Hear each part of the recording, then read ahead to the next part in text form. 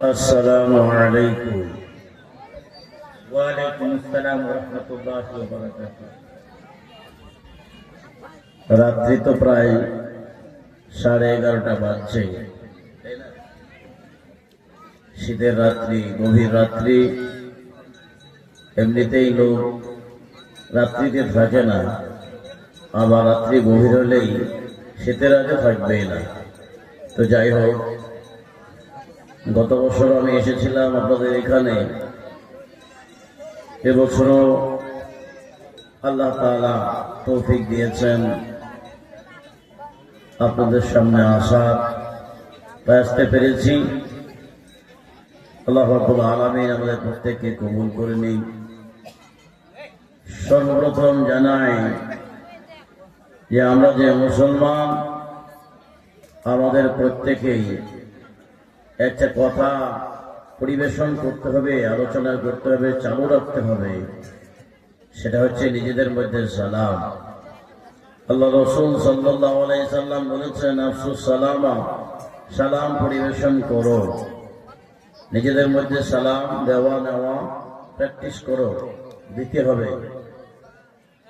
অন্য জায়গায় আল্লাহ রাসূল আবার আলোচনা করেছেন আর বলেছেন, আসসালামু ক্বাবলাল কালাম, কথা বলার পূর্বে অবশ্যই দিবে সালাম। বাত করনে সে পহলে করো সালাম। কথা বলার পূর্বে সালাম দেওয়া নেওয়া শিখতে হবে, চালু রাখতে হবে। করবো তো ইনশাআল্লাহ। আউযু বিল্লাহি মিনাশ শাইতানির রাজীম। বিসমিল্লাহির রাহমানির রহিম। ইয়া أيها الذين آمنوا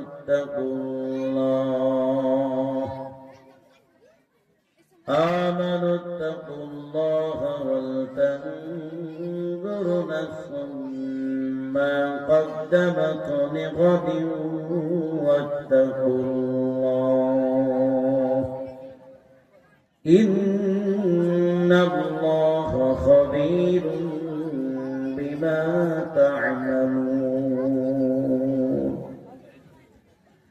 ولا تكونوا كالذين نسوا الله فأنساهم أنفسهم أولئك هم الفاسقون لا أصحاب النار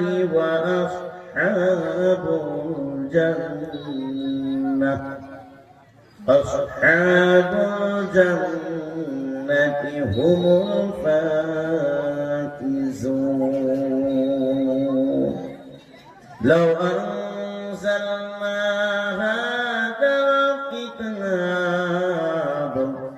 لو أنزلنا هذا القرآن على جبل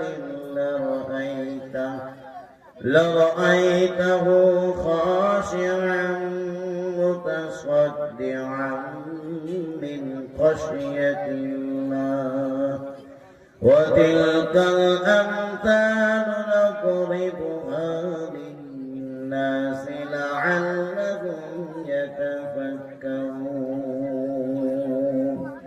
صدق الله العظيم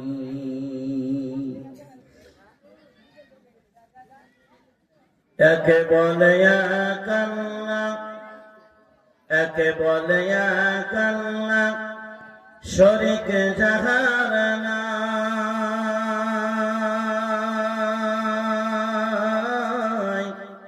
দুয়ে বলে দুই ফেরেশতা কাঁধে বসে রয় একে বলে কাল্লা শরীক যাহার নাই দুয়ে বলে দুই ফেরেশতা কাঁধে বসে রয় দিবানিশি চলছে তারা দিবানিশি চলছে তারা হিসাব নিকাশ কষে। তিনে বলে 30 পারা, তিনে বলে 30 পারা কোরআন পড়ো ভাই, কোরআন বিহীন দুনিয়াতে শান্তি করোনা। চার বলে 4 সাহাবা, চার বলে 4 সাহাবা নবীর ভালোবাসা, তাদের পথে চললে পরে, তাদের পথে চললে পরে মিটবে মনের আশা। চার বলে 4 সাহাবা, চার বলে 4 সাহাবা নবীর ভালোবাসা, তাদের পথে চললে পরে, তাদের পথে চললে পরে মিটবে মনের আশা। পাছে বলে 5 ওয়াক্ত, পাছে বলে 5 ওয়াক্ত নামাজ পড়ো ভাই, নামাজ বিহীন কিয়ামতে রক্ষা করোনা। পাছে বলে 5 ওয়াক্ত, পাছে বলে 5 ওয়াক্ত নামাজ পড়ো ভাই, নামাজ বিহীন কিয়ামতে রক্ষা করোনা। 6 বলে 6 হিজরি, 6 বলে 6 হিজরি মক্কা মাসির তটে, মহানবী সিদ্ধি পেল, মহানবী সন্ধি ঘটল হুদায়বিয়ার মাঠে। সাথে বলে 7 আসমান, সাথে বলে 7 আসমান আল কোরআনের বাণী, জানতে হবে পড়তে হবে এটাই নবীর বাণী। সাথে বলে 7 আসমান, সাথে বলে 7 আসমান আল কোরআনের বাণী, জানতে হবে শুনতে হবে এটাই নবীর বাণী। 8 বলে 8 হিজরি, 8 বলে 8 হিজরি মক্কা বিজয় হলো, মহানবী দুশমনদেরই, বিশ্বনবী দুশমনদেরই ক্ষমা করে দিল। 9 বলে হাসর নসর, 9 বলে হাসর নসর মিথ্যা কথা নয়, মরণ কথা স্মরণ করলে, মরণ কথা স্মরণ করলে ঈমান পাকা হয়। 10 বলে দেশের সেবা, 10 বলে দেশের সেবা করো মহা সুখে, গণনা এবার শেষ হলো, গণনা এবার শেষ হলো আল্লাহ বলুন মুখে। নারে তাকবীর। হয় নাই। 10 বলে দেশের সেবা, 10 বলে দেশের সেবা করো মহা সুখে, গণনা এবার শেষ হলো, বর্ণনা এবার শেষ হলো আল্লাহ বলুন মুখে। নারে তাকবীর। আল্লাহু আকবার। আলহামদুলিল্লাহ, আলহামদুলিল্লাহ নাহমাদুহু ওয়া নাস্তাঈনুহু ওয়া নাস্তাগফিরুহু ونؤمن به ونتوكل عليه ونعوذ بالله من شرور أنفسنا ومن سيئات أعمالنا من يهده الله فلا مضل له ومن يضلله فلا هادي له ونشهد ونشهد أن لا إله إلا الله وحده لا شريك له ونشهد أن سيدنا ومولانا محمدا عبده ورسوله الذي أرسله بالحق بشيرا ونذيرا وداعيا إلى الله بإذنه وسراجا منيرا فقد قال الله تعالى في كلام المجيد وفي فرقان الحميد সবাই আমার সাথে বলুন সবাই বলুন আউযু বিল্লাহি মিনাশ শাইতানির রাজিম এটুকু জানেন না কেউ জানেন না সবাই জানেন বলুন না আউযু বিল্লাহি মিনাশ শাইতানির রাজিম বিসমিল্লাহির রহমানির রহিম আলাম তারা কাইফা ফাআলা রাব্বুকা বিআসহাবিল ফিল ألم يجعل كيدهم في تضليل وأرسل عليهم طيرا أبابيل ترميهم بحجارة من سجيل فجعلهم كعصف مأكول কারা কারা জানেন বলুন তো একবার হাত তুলে এই সূরাটা কারা কারা জানেন আলহামদুলিল্লাহ যাই হোক আমার মা বোনেরা বসে আছেন অনেকক্ষণ ধরে তাদের জন্য কিছু কথা হবে সমস্ত প্রশংসা সেই মহান পাক আল্লাহ রাব্বুল আলামিনের যিনি আমাদেরকে একটি গুরুত্বপূর্ণ মাহফিলে সন্ধ্যার পর থেকে এতক্ষণ পর্যন্ত সুস্থ সবলে এই শীতের রাত্রিতে বসে রেখেছেন আশার বসার বলা বসার তৌফিক দান করেছেন যার জন্য সেই মহান পাকের দরবারে আমরা প্রত্যেকে শুকরিয়া আদায় করে সবাই মিলে জোর করতে বলে উঠছি আলহামদুলিল্লাহ আর বলুন সবাই মিলে বলুন আলহামদুলিল্লাহ মহান আল্লাহ রাব্বুল আলামিনের দরবারে শুকরিয়া ও কৃতজ্ঞতা নিবেদনের পরিপ্রেক্ষিতে অনেক অনেক সালাম শান্তি দরুদ প্রশান্তি বর্ষিত আখির নবীর প্রতি যিনি বিশ্ব নবী বিশ্ব কবি বিশ্ব নবী বিশ্ব ছবি জনাবে মুহাম্মদ রাসূলুল্লাহ সকলে বলি সাল্লাল্লাহু আলাইহি ওয়াসাল্লাম তিনার শান ও শওকতে তিনার মহব্বতে আমরা প্রত্যেকেই তিনাকে ভালোবেসে আরেকবার জোর করতে বলে উঠছি সবাই মিলে বলুন সাল্লাল্লাহু আলাইহি ওয়াসাল্লাম ওয়াজ করার পূর্বেই আপনারা শুনেছেন ঘড়ির কাঁটা কিন্তু 11:30 পার হয়ে গেছে গতকালকে এই টাইমে আমার বক্তব্য শেষ হয়েছিল নদিয়া জেলায় 11:30 আমার শেষ আর আজকে 11:30 শুরু আগামী কালকে আবার দুই জায়গায় আছে কখন যে উঠাবে কখন যে নামলো ঠিক নাই তো যাই হোক আপনারা যতক্ষণ থাকবেন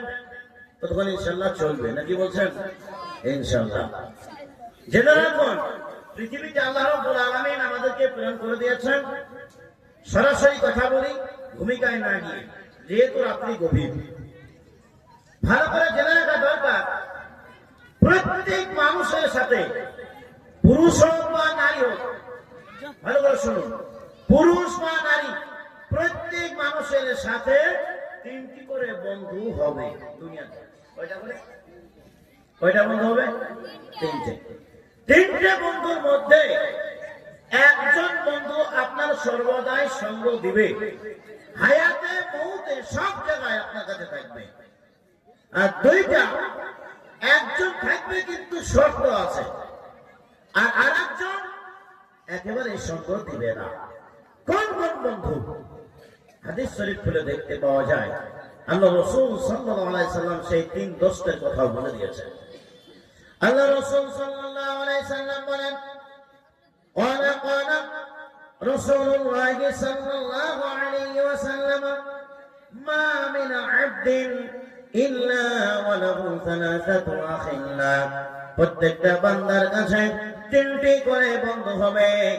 এক নম্বর বন্ধু বলবে ফাম্মা খলিলুন, প্রথম বন্ধু বলবে ফায়াকুলু মা আনফাকতা ফালাকা, এই বন্ধুরে তুমি যেটা দুনিয়ার বুকে দান খয়রাত করেছো, টাকা পয়সা দিয়েছো, গরিব মিসকিনকে দিয়েছো, ফকিরকে তুমি দান করেছো, মাদ্রাসায় দিয়েছো, কিংবা কোন গরিব দরিদ্রর কাছে তুমি দান করেছো, ওই জিনিসটা ওই দান করার ফলাফলটা তোমার জন্য থাকবে, তুমি সেটা পাবা। অর্থাৎ দুনিয়াতে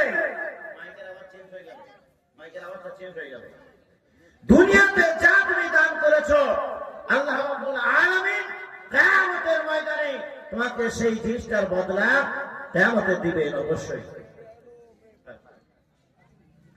দুনিয়াতে যদি আমরা দান করে থাকি, ফকির মিসকিন গরিব মাদ্রাসা এদিকে যদি আমরা দান করে থাকি, কিয়ামতের দিবসে কিন্তু সেটার ফলাফল আপনারা পাবে।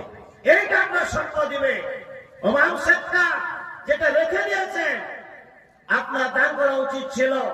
100 টাকা ইনকাম করেছেন, 100 টাকার ভিতরে আপনার 2.5 টাকা ওই ফকির মিসকিনদের হক ছিল, সেটা আপনি দেননি। 1000 টাকা ইনকাম করেছেন, 25 টাকা আপনাকে আল্লাহর রাস্তায় দিতে হতো, সেটা আপনি দেননি। আপনাকে আল্লাহ তাআলা ধান দিয়েছেন, জব দিয়েছেন, গম দিয়েছেন, সরিষা দিয়েছেন, ফসল দিয়েছে, সেই ফসল থেকে কিছু দানের হক ছিল আল্লাহ রাব্বুল আলামিনের ফকির মিসকিনের দ্বারাই, সেটা আপনি আদায় করেননি। যদিও আপনার মাল, তবু সেইটা হয়ে যাবে হারাম মাল, কেননা তার মধ্যে ছিল মহান আল্লাহ রাব্বুল আলামিনের কিছু অংশ। এই অংশ যদি আপনি দান করে থাকেন, তাহলে সেটা আপনার সঙ্গ দিবে। ফাযালিকা মালুহু, সেটা হচ্ছে আপনার অর্জন করা মাল।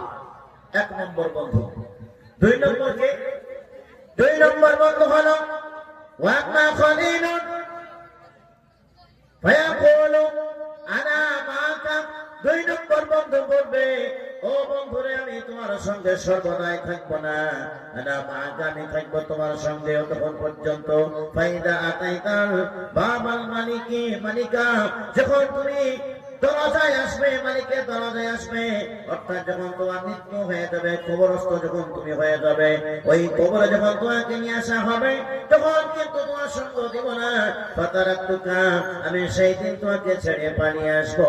ওই জিনিসটা হচ্ছে ফাযালিকা আহলহু, সেটা হচ্ছে আপনার আহল বর্গ, পরিবার পরিজন।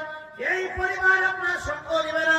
একটা কথা ভালো করে মনে রাখবেন, আপনার মনের পরে প্রত্যেক মানুষের সঙ্গে 3টি করে জিনিস যাবে, কিন্তু 2টি জিনিস ঘুরে আসবে, আর একটা জিনিস কখনোই ঘুরে আসবে না। একটা জিনিস হলো আপনি মৃত্যুবরণ করেছেন, আপনার ওই কবর কাটার জন্য কোদাল পাশনা যা কিছু দরকার সেটা নিয়ে যাওয়া হবে, আর কিছু মানুষ যাবে আপনার পেছনে পেছনে, আর আপনার সঙ্গে থাকবে একটা সাদা কাপড়, কিন্তু 2টা জিনিস ঘুরে আসবে। ওই মানুষেরা যারা যারা যারা পড়তে গিয়েছিল, যারা যারা যাই সংশোধন করেছিল, তারা কিন্তু সবাই বাড়ি ফিরবে, আর আপনার কবর খোঁড়ার জন্য যে সমস্ত মাল করে নিয়ে যাওয়া হয়েছিল, ওই কোদাল পাশনা যা কিছু যন্ত্রপাতি নিয়ে যাওয়া হয়েছিল, ওই যন্ত্রপাতি ঘুরে আসবে, কিন্তু আপনার সঙ্গে যে কাপড়টা জড়ানো আছে, ওই সাদা কাপড়টা আর ফিরবে না,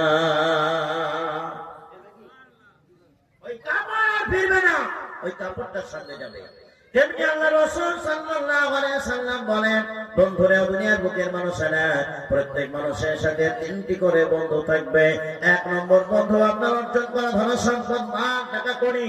2 নম্বর বন্ধু হবে আপনার আহল বর্গ, আপনার মরণের পরে আপনার পেছনে পেছনে আত্মীয় স্বজন যাবে, জানাজায় শামিল হয়ে যাবে, দাফন করা হয়ে যাবে, দাফন করা হওয়ার পরে তারাও কিন্তু বিদায় নিয়ে নেবে।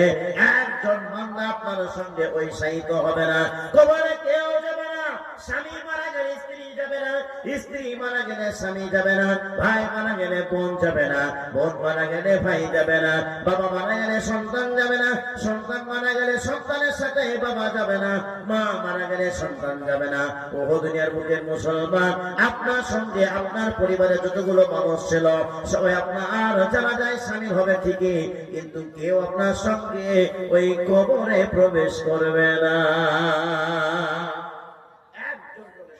সিঙ্গেল ঘর, সিঙ্গেল কামরা, সিঙ্গেল রুম, ওই রুমে একজনই থাকতে হবে। ওই রুমটা কিন্তু সবার জন্য, একদিন একদিন সবার মৃত্যু হবে। তাই সেই মরণের কথা একবার স্মরণ করো। তাই একজন কবি বলছেন, ও বন্ধুরে মরণের কথা কেন স্মরণ করো না, একদিন না একদিন তোমার মৃত্যু হবেই হবে। একলা জীবন একলা মরণ, একলা চলতে কিসের ভয়, একলা জীবন একলা মরণ, একলা চলতে কিসের ভয়। এই দুনিয়ার মানুষ গুলো কেউ তো কারণ, এই দুনিয়ার মানুষ গুলো কেউ তো কারণ।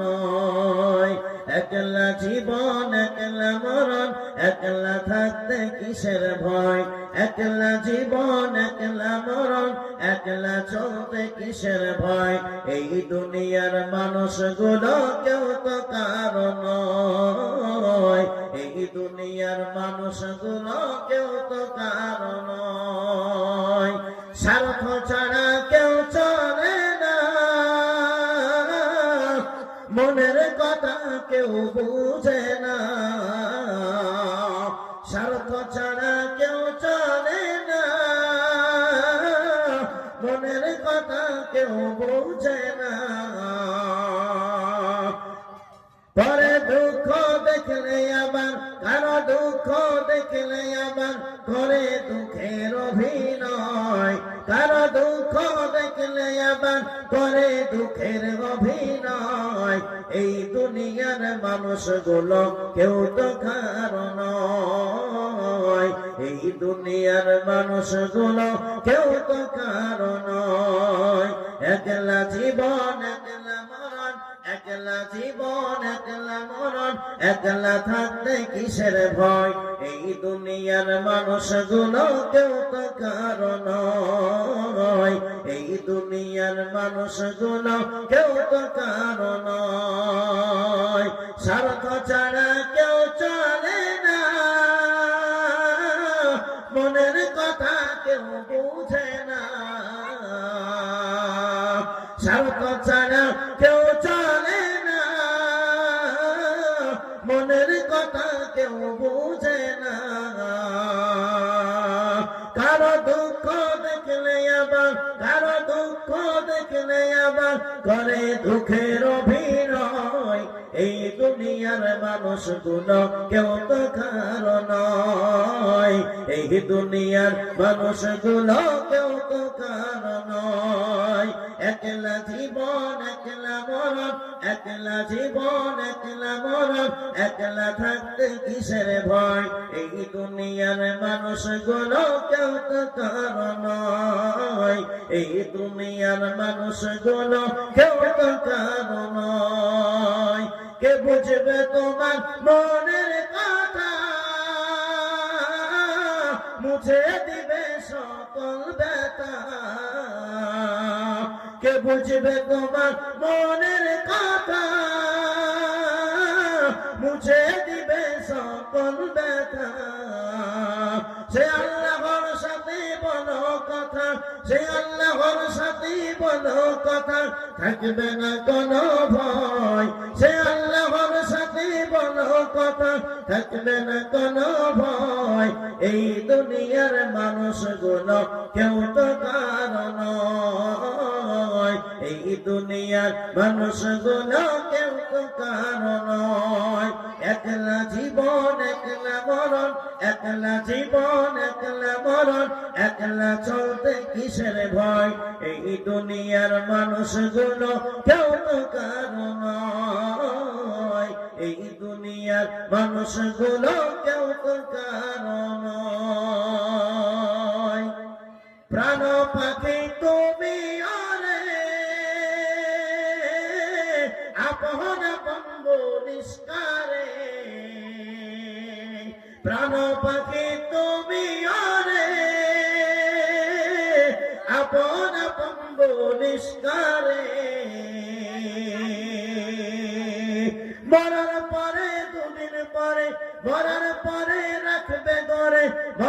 পরে রাখবে ঘরে ভুলে যাবে দুদিন পর মরার পরে রাখবে ঘরে ভুলে যাবে দুদিন পর এই দুনিয়ার মানুষগুলো কেউ তো কারো নয় এই দুনিয়ার মানুষগুলো কেউ তো কারো নয় একলা জীবন একলা মরণ একলা জীবন একলা মরণ একলা থাকতে কিসের ভয় এই দুনিয়ার মানুষগুলো কেউ তো কারো নয় এই দুনিয়ার মানুষগুলো কেউ তো কারো নয় একলা জীবন একলা মরণ একলা জীবন একলা মরণ একলা চলতে কিসের ভয় একলা জীবন একলা মরণ একলা থাকতে কিসের ভয় এই দুনিয়ার মানুষগুলো কেউ তো কারো নয় এই দুনিয়ার মানুষগুলো কেউ তো কারো নয় কেউ কারো বন্ধু নয় সব আপন আপন আল্লাহ রাসূল সাল্লাল্লাহু আলাইহি সাল্লাম বলছেন দুনিয়ার বুকের মুসলমান জেনে রাখো তিনটি তোমার বন্ধু থাকবে ঠিকই কিন্তু সঙ্গ দেবে একজন কে আল্লাহ রাসূল সাল্লাল্লাহু আলাইহি সাল্লাম তিনি বলেন বান্দারে আমার উম্মতের দল তিন নম্বর বন্ধু তিনি বলবেন ফামা ইয়াকুলু আম্মা খলিলু ফায়াকুলু আনা মা'আকা আমি তোমার সঙ্গে থাকবো হাইসু দাখালতা হাইসু খারাজতা যখন তুমি কবরে প্রবেশ করবে তখন তোমার সঙ্গে আমি দেব যখন তোমাকে কবর থেকে উঠানো হবে সেই দিন পর্যন্ত আমি তোমার সঙ্গে দেব অর্থাৎ মৃত্যুর পরে মানুষকে দাফন করানো হবে ওই দাফন করা পর্যন্ত কেউ সঙ্গ দিবে না একজন সঙ্গ দিবে যার নাম হলো আমলনামা আমল যদি দুনিয়ার বুকে থাকে রে মুসলমান ওই আমলটা কবর পর্যন্ত আপনার সঙ্গে যাবে যখন আপনাকে কবরে শোয়ানো হবে কবর থেকে যেই দিন উঠানো হবে ওই উঠানো পর্যন্ত সেই দিন আপনার আমল নামাটাই সঙ্গ দিবে আমল যদি না থাকে কেউ আপনার সঙ্গ দেবে না আপনি কি ভাবছেন আপনার ভাই আপনার বাবা আপনার সন্তান আপনার স্ত্রী আপনার পুত্র সেদিন সঙ্গ দিবে না আপনার মরণের পরে কেউ সঙ্গ দিবে না সেদিন আপনাকে দেখে আপনার ভাই পালিয়ে যাবে আপনাকে দেখে আপনার বাবা পালিয়ে যাবে আপনাকে দেখে আপনার স্ত্রী পালিয়ে যাবে আপনাকে দেখে আপনার স্বামী পালিয়ে যাবে আপনাকে দেখে আপনার সন্তান পালিয়ে যাবে কোরআনে কারিমে আল্লাহ রাব্বুল আলামিন বলেন ইয়াউমা ইয়াফিরুল মারউ মিন আখিহি ওয়া উম্মিহি ওয়া আবিহি ওয়া সাহিবাতিহি ওয়া বানিহি কোরআনে কারিমে আল্লাহ রাব্বুল আলামিন জানান বান্দারে সেই দিন তোমার সঙ্গে কেউ সঙ্গ দিবে না তোমার থেকে তোমার ভাই পালাবে বাবা পালাবে সেই তোমার স্ত্রী পালাবে স্বামী পালাবে কেউ একজন তোমার পাশে এসে দাঁড়াবে না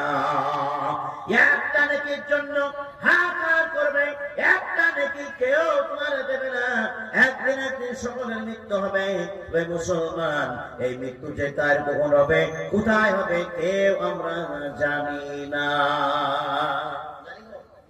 জানি না কার কোথায় মৌত আছে কেউ জানি না পৃথিবীর বুকের মুসলমান সব জানতে পারে কিন্তু আল্লাহ তাআলা বলছেন পাঁচটা জিনিস এমন আমার কাছে আমি রেখে দিয়েছি যা পৃথিবীর বুকের কোনো মানুষকে আমি জানাইনি কেউ জানে না কি কি বলে পাঁচটা কি কি কোরআন খুলো কোরআনে কারিমে আল্লাহ রাব্বুল আলামিন বলেন ইন্নাল্লাহা ইনদাহু ইলমুস সাআ ওয়া ইউনাজ্জিলুল গায়থ ওয়া ইয়ালামু মা ফিল আরহাম ওয়া মা তাদরি নাফসুম মাযা তাকসিবু গাদা সূরা লুকমান 21 পারা আল্লাহ রাব্বুল আলামিন বলেন অবশ্যই এক নম্বর কথা হলো কিয়ামত কবে হবে কোন দিনে সংগঠিত হবে একমাত্র মহান আল্লাহ রাব্বুল আলামিন ছাড়া কেউ জানে না বিশ্ব নবী মুহাম্মদ রাসূলুল্লাহ সাল্লাল্লাহু আলাইহি ওয়াসাল্লামকে জিজ্ঞাসা করা হয়েছিল, নবী গো আপনার কাছে প্রশ্ন হলো কিয়ামত কবে হবে আপনি বলুন।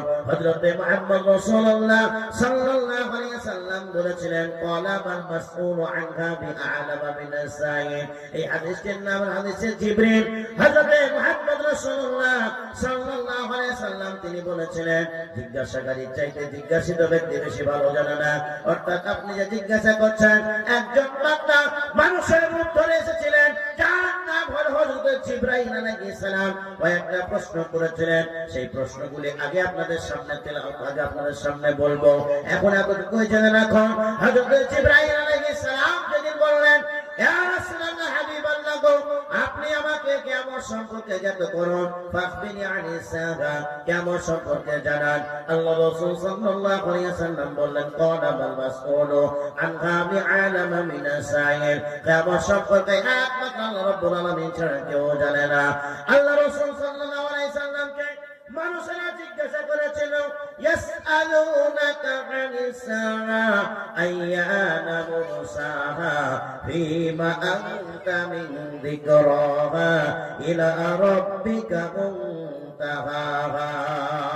আল্লাহ রাসূল সাল্লাল্লাহু আলাইহি সাল্লামকে জিজ্ঞাসা করা হলো নবী গো কিয়ামত কবে হবে, কিভাবে হবে, কখন হবে আপনি বলুন। আল্লাহ রাব্বুল আলামিন জানিয়ে দেন নবী গো আপনি জানিয়ে দিন এই কিয়ামতের খবর একমাত্র আপনার রব আল্লাহ রাব্বুল আলামিন ছাড়া কেউ জানে না।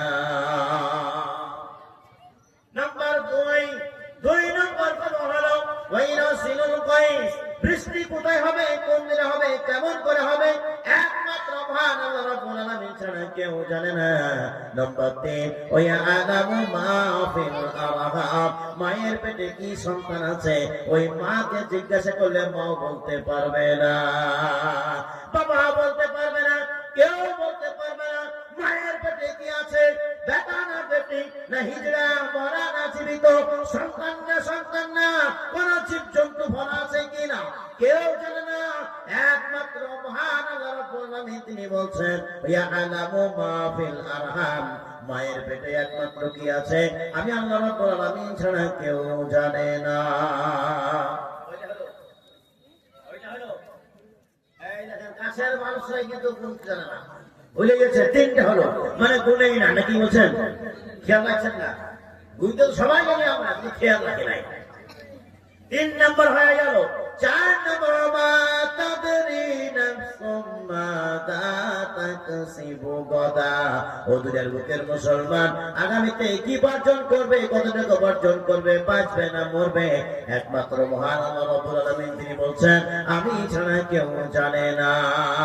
আজকে আমরা জলসা এসেছি, মাহফিলে এসেছি, এই মাহফিল থেকে বাড়ি ফিরে কাল সকাল পর্যন্ত জীবিত থাকবো না মরে যাব না আগামী বছর আবার জলসা পাবো, এর কোনো গ্যারান্টি আল্লাহ রাব্বুল আলামিন রাখেন নাই, কোনো গ্যারান্টি নাই।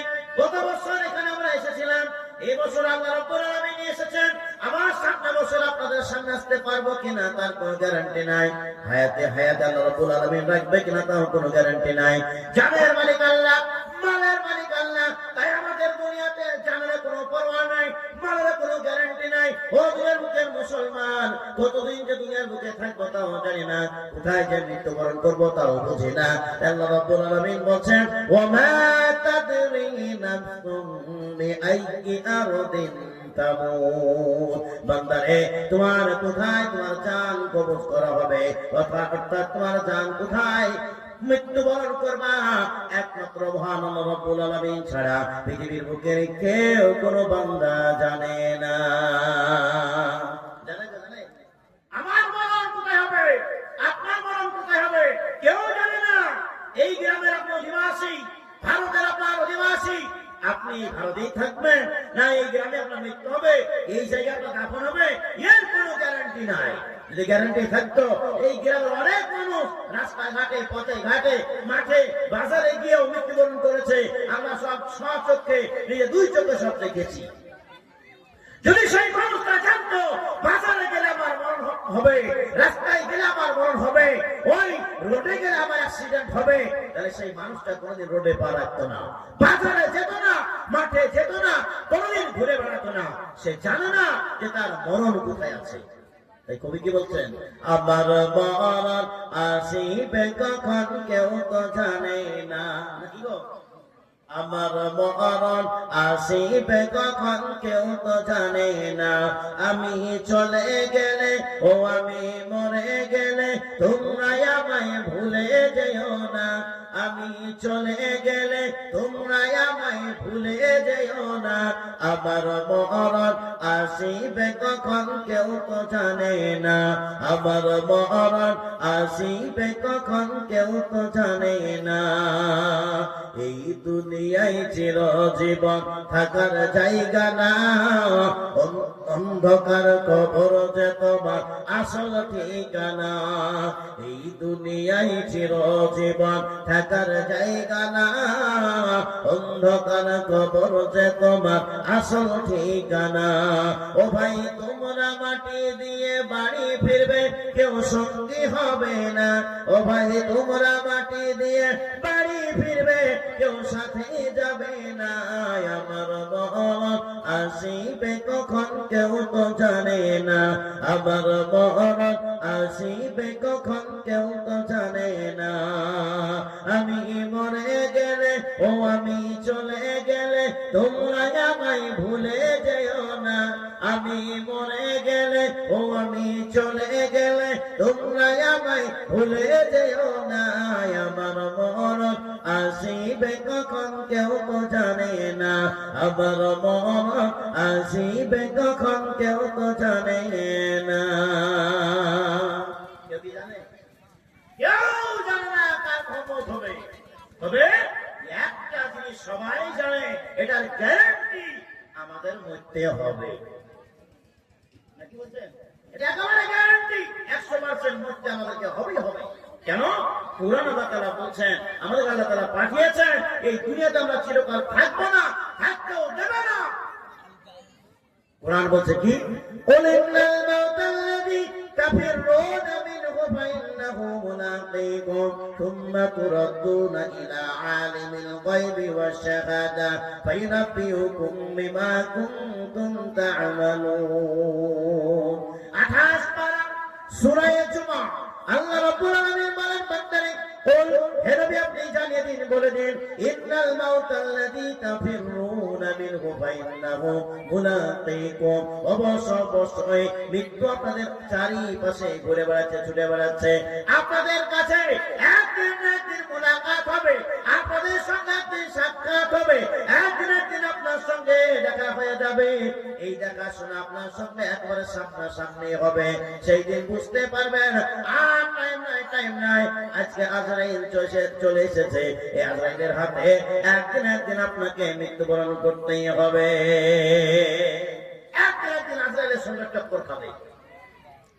এই মৃত্যুর হাত থেকে কেউ বাঁচতে পারবে না। যেখানেই যাই না কেন, এই উপরা ছেড়ে দিয়ে যদি অন্য গ্রামে চলে যায়, ঝাড়খণ্ড ছেড়ে দিয়ে যদি আমরা ঝাড়গ্রামেও চলে যাই, পশ্চিমবঙ্গ ছেড়ে দিয়ে যদি আমরা বিহার রাজ্যে বসবাস করি, ঝাড়খণ্ড বাস দিয়ে যদি আমরা অন্য উত্তরপ্রদেশে চলে যাই, আর মৃত্যুর হাত থেকে বাঁচার জন্য একটা সুন্দর ঘর যদি তৈরি করি, লোহার ঘর যদি তৈরি করি, যেমন নাকি বেহুলা লক্ষিন্দর একটা লোহার ঘর তৈরি করেছিল। অনেক পুরাতন মানুষ আছেন আপনারা বেহুলা লক্ষিন্দরের আপনারা ঘটনা জানেন, বাংলার মানুষেরা ভালো করে জানে। একটা সুন্দর ঘর বানিয়ে সে যেন সাপের ছবল থেকে যেন বাঁচে, কিন্তু বাঁচে নাই। একটা মাত্র ছিদ্র করে দেওয়া হয়েছিল ঘরের ভিতরে, যেন ওই লোহার ভিতর থেকে ওই ছিদ্র দিয়ে যেন ওই সাপটা প্রবেশ করে। সাপটা প্রবেশ করলো আর ওই বান্দাকে কামড়ে দিল। এটা ছিল সিনেমার কাহিনী, কিন্তু আল্লাহ রাব্বুল আলামিন বলছেন, বান্দারে একটা সুন্দর লোহার ঘর যদি তৈরি করো, একটা ছিদ্র পর্যন্ত তুমি যদি নাও রাখো, তুমি যদি মনে করো আমি এয়ার কন্ডিশন ঘরের ভিতরে থাকবো, বাতাস পর্যন্ত প্রবেশ করতে দেব না, শ্বাস প্রশ্বাস যেন আমার ঘরে প্রবেশ না করে, দুনিয়ার আবহাওয়া যেন আমার ভিতরে আমার ঘরের ভিতরে না ঢুকে, আল্লাহ রাব্বুল আলামিন বলছেন, বান্দারে কাচের বাক্স যদি তৈরি করো, কাচের ঘর যদি তৈরি করো, তবু তুমি মৃত্যুর হাত থেকে কোনোদিন বাঁচতে পারবে না। আমি বলি না, কুরআন বলছে 5 পারায়, আল্লাহ রাব্বুল আলামিন বলেন 5 পারা খোলো, আইনামা তাকুনু ইউদরিকুমুল মাউতু ওয়ালাউ কুনতুম ফি বুরুজিন মুশাইয়াদা। বান্দারে, তোমাকে একদিন তুমি যেখানে থাকবে থাকো না কেন, তোমার কাছে একদিন না একদিন আজরাইল তোমার কাছে পৌঁছে যাবে।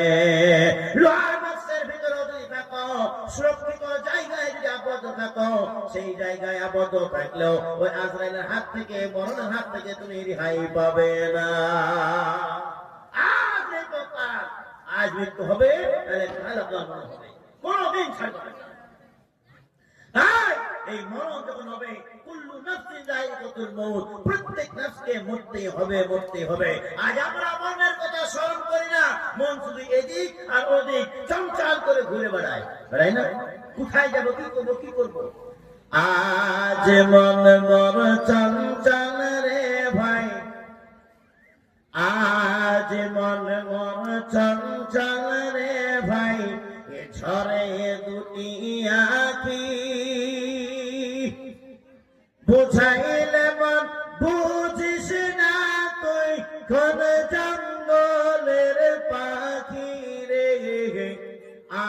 আজ মন মর চঞ্চল রে, আজ মন মর চঞ্চল রে ভাই, এ ঝরে দুটি আঁখি, এ বুঝাইলে মন বুঝিস না তুই, কোন জঙ্গলের পাখি রে। আজ মন মর চঞ্চল রে, কুলের পাতা গরম পানি গোসল করাবে, এ গোসল করাইয়া মন করে কাফন পরাবে রে। আজ মন মর চঞ্চল রে, কাঁচা বাঁশের খাটুলি আর শুকনো পাটের দড়ি, এই আত্মীয় স্বজনে মিলে রেখে আসবে আপন বাড়ি রে। আজ মন মর চঞ্চল রে, আজ মন মর চঞ্চল রে ভাই, এ ঝরে দুটি আঁখি, এ বুঝাইলে মন বুঝিস না তুই, কোন জঙ্গলের পাখি রে। আজ মন মর চঞ্চল রে, কফন পরাইয়া মন্তরে আতর মাখাবে, এই আতর গোলাপ মাখায় মন্তর জানাজা পড়িবে রে। আজ মন মর চঞ্চল রে, আজ মন মর চঞ্চল রে ভাই, এ ঝরে দুটি আঁখি, এ বুঝাইলে মন বুঝিস না তুই, কোন জঙ্গলের পাখি রে। আজ মন মর চঞ্চল রে,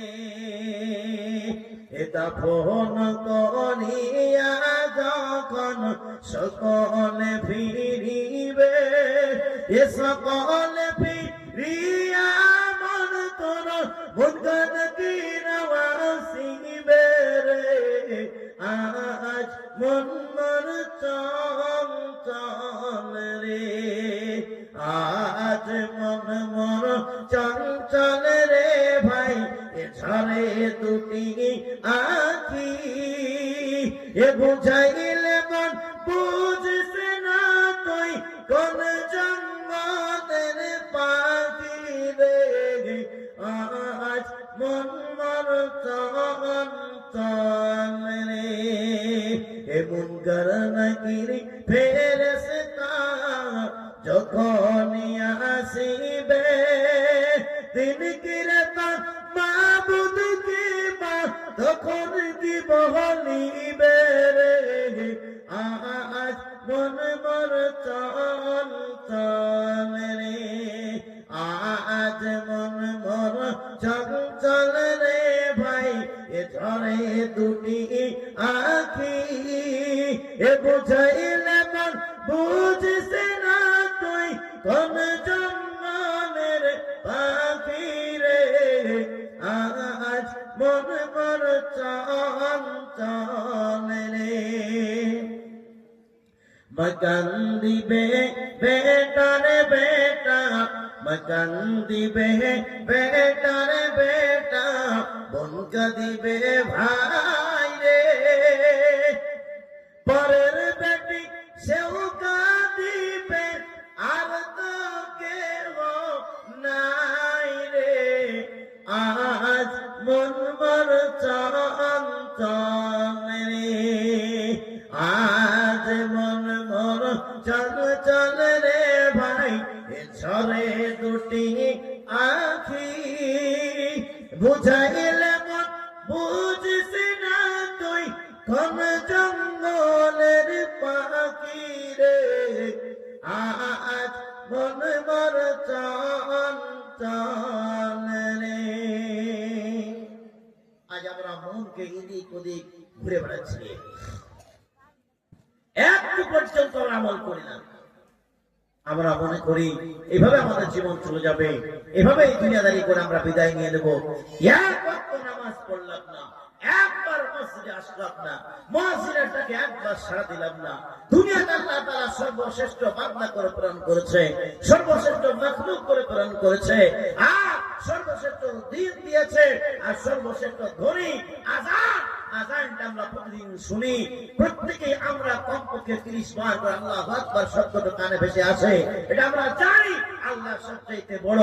আশহাদু আল্লা ইলাহা ইল্লাল্লাহ, আমরা সাক্ষ্য দিচ্ছি আল্লাহ ছাড়া কেউ নাই, এটা প্রত্যেকে আমরা শুনছি, আযান শুনছি, তবু কিন্তু আমরা মসজিদে আসে না। মায়েরা আযান শুনছি, নামাজ পড়ি না। মায়েদের কারণে বেশি দোষ দিতে পারবো না, কারণ পুরুষের চাইতে মায়েরা বেশি আমল করে। যদিও আমরা মসজিদে যেতে পারি না, অনুমতি নাই, কিন্তু আমরা আমলের দিক থেকে বেশি। কেন? উদাহরণ আপনার সামনে, আপনি স্বামী, আপনার স্ত্রীকে জিজ্ঞাসা করুন, আপনি স্বামী হয়ে 5টা সূরা জানেন, আমি জেনে রাখলাম, আমি বলে রাখলাম, আপনি কমপক্ষে হয়তো 5টা জানেন। আপনার স্ত্রীকে জিজ্ঞাসা করুন, আপনার চাইতে 2টো বেশি জানেন, 7টা জানেন। আপনি নামাজটা পুরুষ এখনো পর্যন্ত ইমাম সাহেবের পেছনে জুমার নামাজ পড়ছেন সাপ্তাহিক ভাবে, ঈদুল ফিতর, ঈদুল আজহার নামাজ পড়ছেন, এমনকি মাঝে মধ্যে আপনি মসজিদে নামাজ পড়তে যাচ্ছেন, তবুও ঠিক করতে পারেননি যে আমার আত্মাহিয়াত কেমন করে পড়তে হয়, দরুদ শরীফ কেমন করে পড়তে হয়, ওই মাসুরা কেমন করে পড়তে হয়, কিভাবে পড়বো এতটুকু জানি কি জানি না।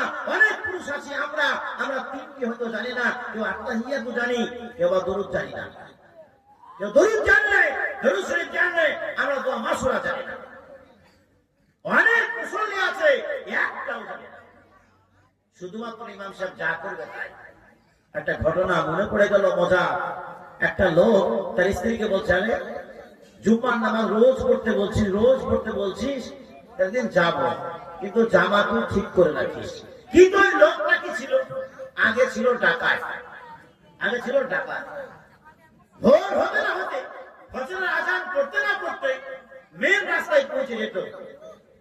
যাওয়ার পরে ওই রাস্তা দিয়ে যে আসতো, ফকির বেশে হোক বা কোন মানুষ আসতো, ভদ্রলোক, তার কাছে কেড়ে নিত, জামা ফাঁক করে নিয়ে, টাকা পয়সা কেড়ে নিয়ে সকালে তার স্ত্রীকে দিয়ে দিত।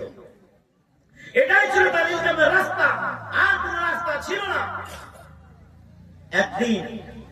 একদিন সকালবেলায় দাঁড়িয়ে আছে একটা ফকির, চলে আসছে, ফকিরকে ধরেছে।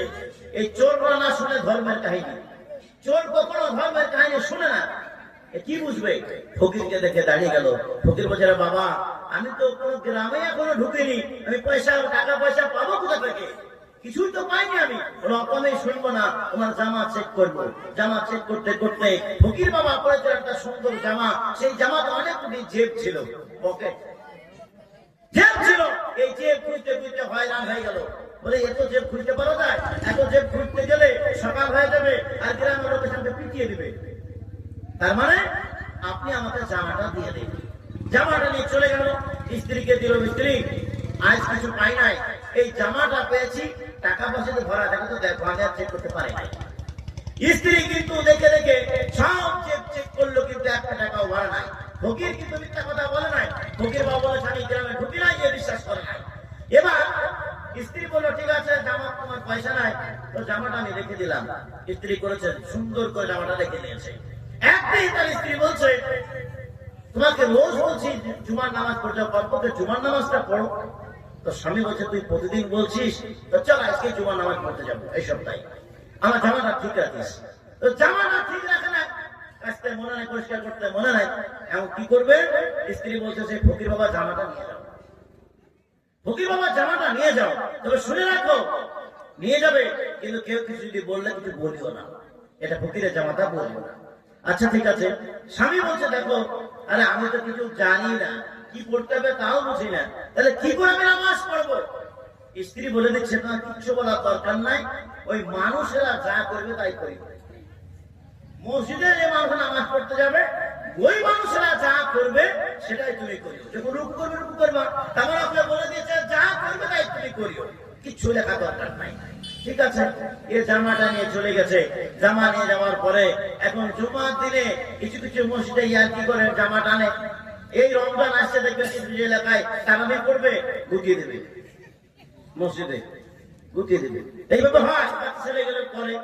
এই লোকটা ফকিরের জামা পরে চলে গেছে, আর একজন করেছে বাপরে কি সুন্দর করে ছেলে, এই জামা ডিজাইন করে জামা পেলো কোথা থেকে? এর পেছন দিক থেকে একবার চেন মেরে দিয়েছে, এক পিস দিয়েছে, একটা টান মেরেছে।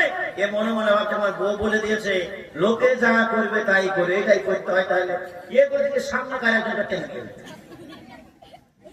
সামনে কার একজন করেছে কি আরেকজনকে টেনেছে। এইভাবে করতে করতে একবার গোটা মসজিদ হয়ে গেছে। ইমাম সাহেব বলছে কি ব্যাপার, এরকম কেন হলো আজকে জুমার দিনে? কে করলো কে করলো? ধরা গেল সেই ফকির বাবা জামা পড়া লোকটা। তুমি কেন করলো এরকম? বলে আল্লাহরই তীরে আমি কিছু করিনি, আল্লাহরই কসমার কিছু করিনি। বলে কেন তুমি বললে? বলে আমি নামাজ পড়তে যাই না হুজুর, আমার বউ বলে দিয়েছিল লোকে যা করবে তাই তুমি করিও, আমাকে পেছন দিক থেকে টেনেছিল, আমি টেনে দিয়েছি। আমি তো আত্মাহিয়াতেও জানি না, দরুদ শরীফও জানি না, আলহামদুলিল্লাহ জানি না, ও যা বলেছে তাই করেছে, আমি যা হয়েছে পেছন দিক থেকে হয়েছে, আমার কাছ থেকে কিচ্ছু হয় না। তাহলে এরকম মুসল্লি আছে না? নাই আছে। এই জন্য বলি পুরুষেরা আমরা কম জানি, কিন্তু মহিলাদেরকে জিজ্ঞাসা করো, 5 জায়গায় 7টা সূরা জানে, 10টা সূরা জানে, আত্মাহিয়াত জানে, সওয়ালে রোজা রাখে। কোন পুরুষ আছি আমরা এখনো পর্যন্ত সওয়ালে রোজা রাখতে পারলাম না? রমজান মাসে 30টি রোজা রাখবো কিনা থেকে সন্দেহ। হিমশিম খাচ্ছি কোনো কোনো মানুষ, বাহানা টানছি, অসুখ বিসুখের বাহানা দিয়ে আমরা মাসটাকে মাস কাটিয়ে দিলাম। আরে আল্লাহ তাআলা একটা মাস দিল, সেই মাসের কদর করলাম না। আগামীতে আসবে কথাগুলো ভালো করে ইশারা দিয়ে গেলাম, শুনে রাখেন। আর এই মা বোনেরা 30টি রোজা তো পালন করে, এই 30টি রোজা পালন করার সময় যদি কোনো অঘটন তাদের ভিতরে ঘটে, যেটা 3 দিন 5 দিন 7 দিন ক্লিয়ার করলাম, আপনারা বুঝতে পারছেন। এই 3 5 7 এই 7 দিন যদি তাদের বাকি থাকে, এই বাকি ভাঙা রোজাগুলো তারা কষ্ট করে অন্য মাসেও তারা রাখে। ইমাম সাহেবদেরকেও জিজ্ঞাসা করে, কিন্তু সওয়ালি রোজা তারা ছাড়ে না। অত সহজ নয়। সওয়ালি রোজা 6টি রোজা তারা পালন করবে, বাকি তার ভেঙে গিয়েছিল 3টি 5টি 7টি রোজা, সেটাও তারা পালন করবে। আর আমাদের যদি একটা রোজা যদি ছেড়ে যায়, একটা যদি বাদ দিয়ে দিই, এই বেটা ছেলেরা পুরুষ মানুষেরা একটা রোজা পারবো না, ওই একটা কিন্তু পরবর্তীতে রাখে না, ওটা পূরণ করে না। তাহলে মহিলাদের মা বোনের কত ধৈর্য, 7টা রাখলো আবার 6টা রাখলো। আমরা 30টি রোজা রাখতে গিয়ে হিমশিম খেলাম, একটা ছুটলে পরে তার ক্ষতিপূরণ দিলাম না। কিন্তু কোরআন বলছে ইচ্ছাকৃত ভাবে যদি আপনি একটা রোজা ভেঙে দেন, অসুখ বিসুখ ছাড়া, বিপদ আপদ ছাড়া, মহিলাদের ওই দিনগুলো ছাড়া যদি ইচ্ছাকৃত ভাবে একটা রোজা বাদ দেওয়া যায়, ওইটাকে 60টি রোজা রেগুলার রাখতে হবে, 7টা মিষ্টিকে খাওয়াতে হবে, 7টা রোজা ভাগে রাখতে হবে। পারবে? একটা রোজা রাখতে গিয়ে তো হিমশিম খাচ্ছি, একটা রোজাকে সঠিক করতে গেলে, সোজা করতে গেলে 60টি রোজা রাখতে গিয়ে আবার যদি ভেঙে যায়, সারা জীবন যদি আপনি রাখেন ইচ্ছা যদি ভেঙে, আর আপনি ওই রোজাটার আপনি চূড়া লাগাতে পারবেন না। আর মহিলারা কত কষ্ট করে, মা বোনরা, আরে এত মায়া লাগে, এত ভালো লাগে। আমরা সবসময় আমি কমসে কম আমি সর্ব জায়গায় ওয়াজ করতে যাই, বাংলা, বিহার, বাংলাদেশ, মুম্বাই, কোন জায়গায় বাজনায় যাই, যেখানে যাই আমি কিন্তু এই প্রশংসা করি, মা বোনদের প্রশংসাটা আমি বেশি করি। কেন? আমরা আমাদের হালাত বুঝি, আমরা আমাদের অবস্থা বুঝি, আমরা না শিক্ষিত, আমরা না আরবি জানি, আমরা না মাদ্রাসায় পড়েছি, কিন্তু অন্যান্য মানুষেরা, আপনাদের মতো সাধারণ মানুষেরা, আপনাদের স্ত্রীদেরকে জিজ্ঞাসা করুন, আমাদের চাইতে বেশি জানে। কিন্তু এই নয় যে আমাদের চাইতে আমার বউরা বেশি জানে, অত সহজ নয়। সুতরাং বন্ধুরে, আমরা সেই দিনটা এখনো পর্যন্ত ভুললাম না। মন দিচ্ছে করে ঘুরে বেড়ালাম, মসজিদে আজান পড়লো, আজানে শুনে আমরা নামাজ পড়তে এলাম না। কিন্তু কেউ যদি মারা যায়, ওই জানাজা তার জীবনও ছাড়লাম না। অত সহজ নয়। মহিলারা মানুষ বলে কিন্তু দেখতেই যায়, আজই পায়, আর কিচ্ছু পায় না, আর কিচ্ছু পায় না।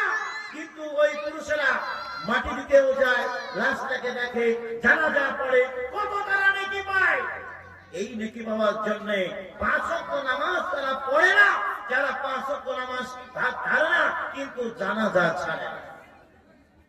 জানাজা পড়েই চলে যায়, জীবনে ভালো ভালো পোশাক পরে মসজিদে প্রবেশ করেনি, জুমার দিনে পরিষ্কার জামা পরে পরিষ্কার করে এসেছে। 5 ওয়াক্ত যারা নামাজ পড়ে, দেখবে কিছু মুসল্লি, কিছু বয়স্ক বাচ্চারা আছে, যেমন জামা পেল তেমনি সেই জামাটা যেমন তেমন নোংরা জামা পরে মসজিদে প্রবেশ করলো। আরে ও বাবজি, আপনার কি ভালো জামা ছিল না? কিন্তু সেই দিন বার করছেন কি করে, যেই দিন আপনার বিহাই মারা গেল, যেই দিন আপনার কেউ আত্মীয় স্বজন মারা গেল, সেই দিন আপনি নতুন লুঙ্গিটা কি করে বার করলেন, ভালো জামাটা কেমন করে বার করলেন, ফরাসি কি ভাইয়া হাজার হাজার মানুষকে দেখানোর জন্য আপনি নতুন পোশাকটা বার করে নিয়ে গেলেন।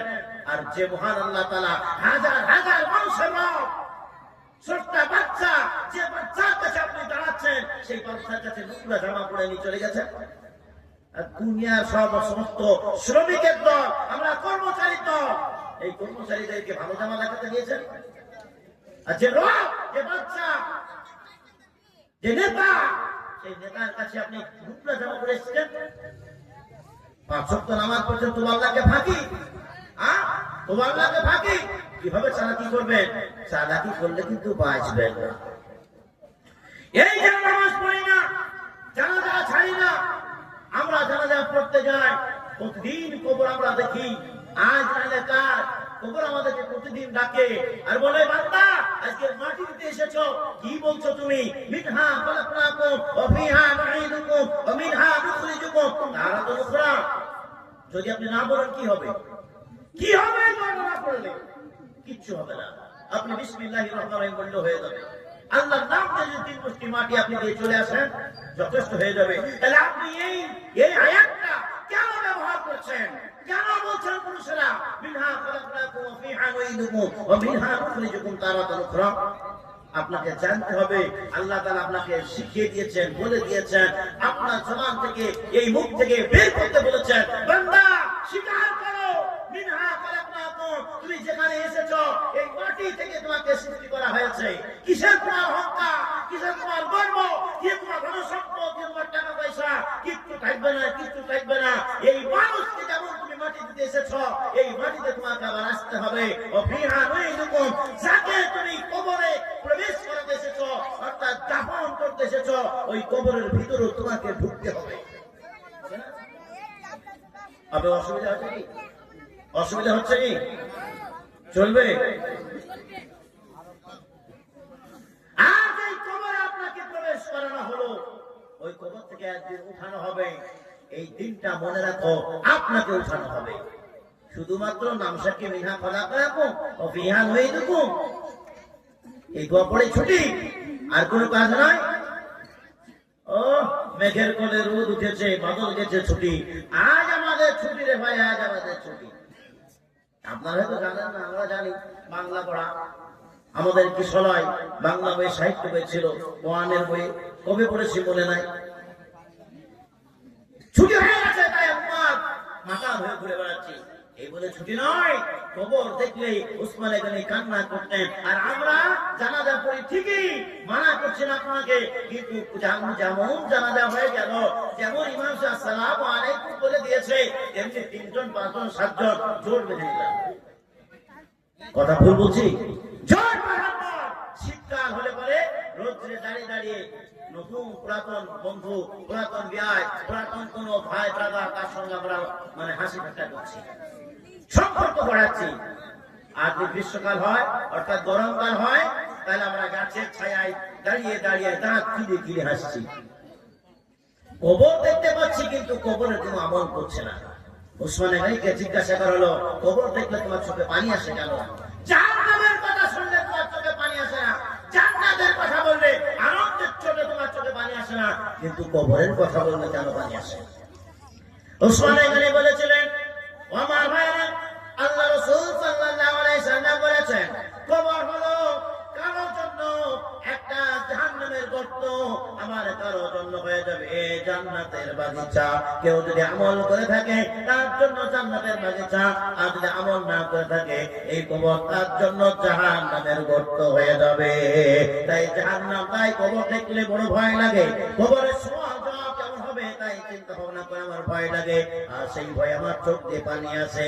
কিন্তু আমরা ক্ষুদ্র মুসলমান, ওই বড় বড় সাহাবায়ে কেরাম ভয় করেছেন, চোখের পানিতে ঝুলিয়ে, চোখের পানিতে দাঁড়িয়ে ভিজিয়ে দিয়েছে। আমরা কিন্তু একটা ফোঁটা পর্যন্ত কোনোদিন আমার চোখ দিয়ে পানি বের হয় নাই। ওহে দুনিয়ার বুকের মুসলমান, আজ কাল প্রতিদিন আমরা কবরে যাই, এই কবর আমাদেরকে প্রতিদিন ডাকে, কিন্তু আমরা কোনোদিন কবরের ডাকে সাড়া দিই নাই। আজ আমরা গজল শুনছি, কিন্তু গজলের কোনো মান মর্যাদা দিচ্ছেন না, উপহার দিচ্ছেন না, তাহলে কি করে গজল বলবো? ও না, আপনার মারে তকবিরও লাগাচ্ছেন না, কিছুই তো বলছেন না। ও ইনশাল্লাহ অতর গোনা দিন ফুরাইয়া যাবে,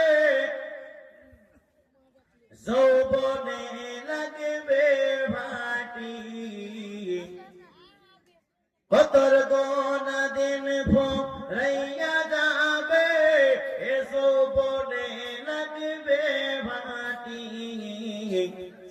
ওই যে দেখো ডাকতেছে তোমায় কবরের মাটি, ওই যে দেখো ডাকতেছে তোমায় কবরের মাটি।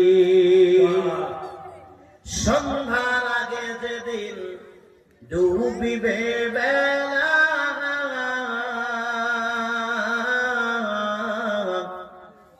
এক পলকে ভেঙে যাবে তোমার অঙ্গেরই খেলা।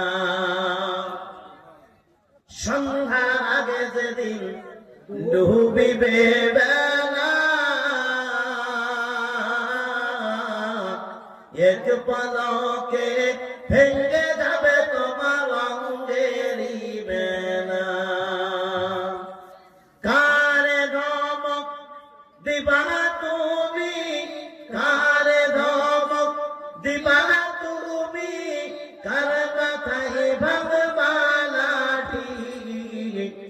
ওই যে দেখো ডাকতেছে তোমায় কবরের মাটি, ওই যে দেখো ডাকতেছে তোমায় কবরের মাটি। অতর গোনা দিন ফুরাইয়া যাবে, এই যৌবনে লাগবে ভাটি।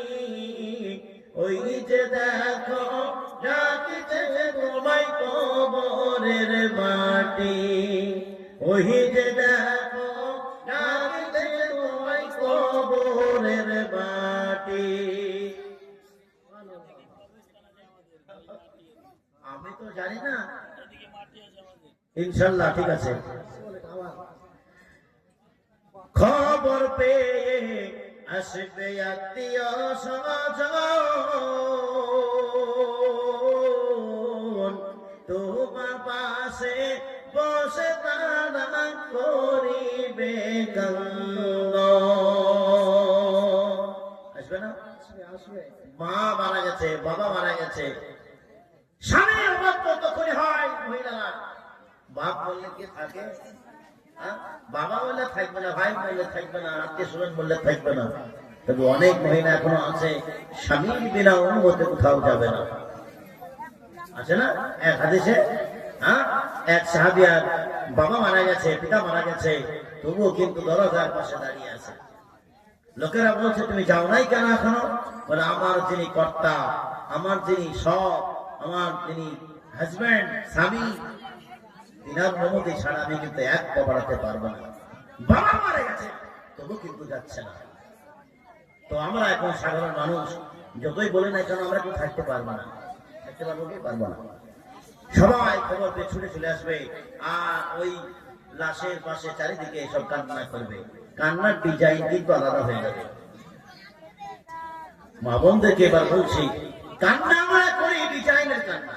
কেউ সুর ধরে, কেউ কিছু বলে গেছে, সেই কথাটা তার কাছে, লাশের কাছে আমরা বলি। 10 জন আছে, 20 জন আছে, তারা শুনছে, এরকম করে গেছিল, এরকম করে গেছিল। এই যে আমরা সুর করে কান্না করি, মানুষকে জানি এটা কিন্তু ঠিক নয়। এই লাইফ মারছে বলো তুমি, এটা কি পঞ্চরস যাত্রা হচ্ছে নাকি? তাহলে আমরা কান্না করবো ঠিকই, দুঃখে আমাদের চোখে পানি আসবে, কিন্তু বুক চাপে চুল ছেড়ে বিভিন্ন সুর করে আমাদের কান্না জায়েজ না। খবর পেয়ে আসবে আত্মীয় স্বজন,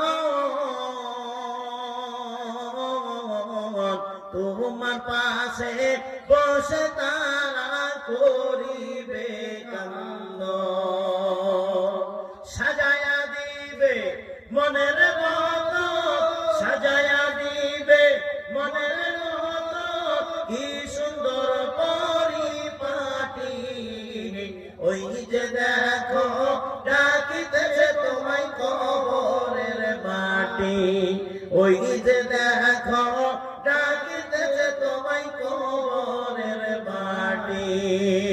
ও তোর গোনা যৌবন ফুরাইয়া যাবে, এই যৌবনে লাগবে ভাটি। ওই যে দেখো ডাকিতেছে তোমায় কবরের মাটি, ওই যে দেখো ডাকিতেছে তোমায় কবরের মাটি।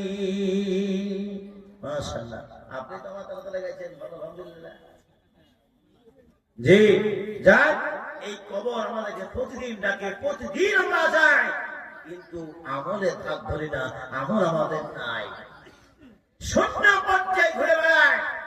এই জন্য আমাদের প্রস্তানি শেষ নাই। আজ পর্যন্ত আমল করে দেখাতে পারলাম না। কবর যে অন্ধকার, কাউকে খাতির করে না। মা ফাতিমা রাদিয়াল্লাহু তাআলা কেউ খাতির করে নাই, কোন সাহাবীকে খাতির করে নাই, একটা আলেম ওলামাকেও খাতির করবে না। কিয়ামতের দিবসে 3 বান্দাকে লাইনে দাঁড় করে দেওয়া হবে, 3 জনকে দাঁড় করে দেওয়া হবে। প্রথম টার্গেট থাকবে এই বান্দা আলেম ওলামা সমাজ, হাফেজ কারি ওলামায়ে কেরামগণ, হুফাজে কেরামগণ, কারি সাহেবরা, আইমায়ে মাসাজিদ, যারা আছে আমরা শিক্ষিত, এদেরকে প্রথম টার্গেট দেওয়া হবে। আল্লাহ তাআলা জিজ্ঞাসা করবেন, দাঁড়িয়ে থাক, এবার বল হাফেজ, মাওলানা, কারি, মুফতি, বক্তা কেমন করে হয়েছিলি, কেন হয়েছিলি? আমরা উত্তর দেব, আল্লাহ তোমার দিন শিক্ষার জন্য, কিছু মানুষকে দিনের কথা আনার জন্য, আর দিনের শিক্ষা দেওয়ার জন্য। আল্লাহ বলবেন, না, তুই বড় মিথ্যাবাদী, মিথ্যা বলছিস, মিথ্যা বলছিস। বল কেন? মিথ্যা তো নয়। বলে মিথ্যা, যাতে তোকে গ্রামের লোকের বিরাট বড় আলেম রে ভাই, বিরাট আলেম, বিরাট হাফেজের মতো হাফেজ নাই, মওলানা কারি নাই, তুই নাম নেওয়ার জন্য কিন্তু হাফেজ মওলানা আছে, ঠিক কিনা? যদি আমার দিল অন্তর সেই নিয়ত থাকে, আল্লাহ তাআলা ছেড়ে দিবেন। আর যদি সেরকম হয়ে যায়, পাকড়া হয়ে যাবে, কোনো খাতির নাই, পাকড়া হয়ে যাবে। তবে আল্লাহ তাআলার অফার আছে কি নাই? হাফেজ কারি মওলানার অফার আছে কি নাই? আছে না? হ্যাঁ, একজন হাতে চলে করে কত সম্মান তার পিতা মাতাকে দূরে তাজ বানানো হবে। এদিকে আল্লাহ রাসূল বলে দিয়েছেন, তাহলে পাকড়া কিন্তু আমরা দিক থেকে হবো কোন দিক থেকে? নিয়তের খারাপের দিক থেকে।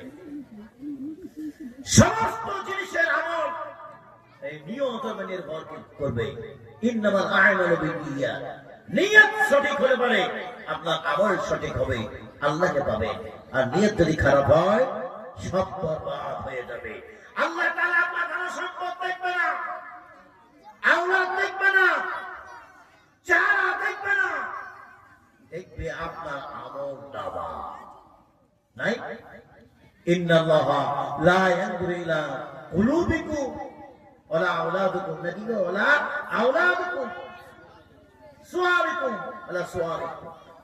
ঠিক আপনার চেহারার দিকে তাকাবে না, আপনার কলবের দিকে তাকাবে না। সুওয়ারিকুম ওয়া আমওয়ালিকুম, ভুল। এক হলো সুওয়ারিকুম আমওয়ালিকুম, আপনার মালের দিকে তাকাবে না আর এই চেহারার দিকে তাকাবে না। আপনি কত টাকার মালিক এটা দেখবে না, চেহারা দেখবে না। সুন্দর চেহারা, ইউসুফ নবীর মতন চেহারা, আদম নবীর মতন চেহারা, আর সুপারস্টারদের মতন চেহারা আছে কিনা ও দেখবে না।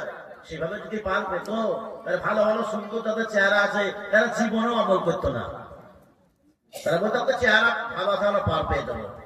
আর মাল টাকা করে আছে, তারা বলতো আল্লাহকে ঘুষ দিব।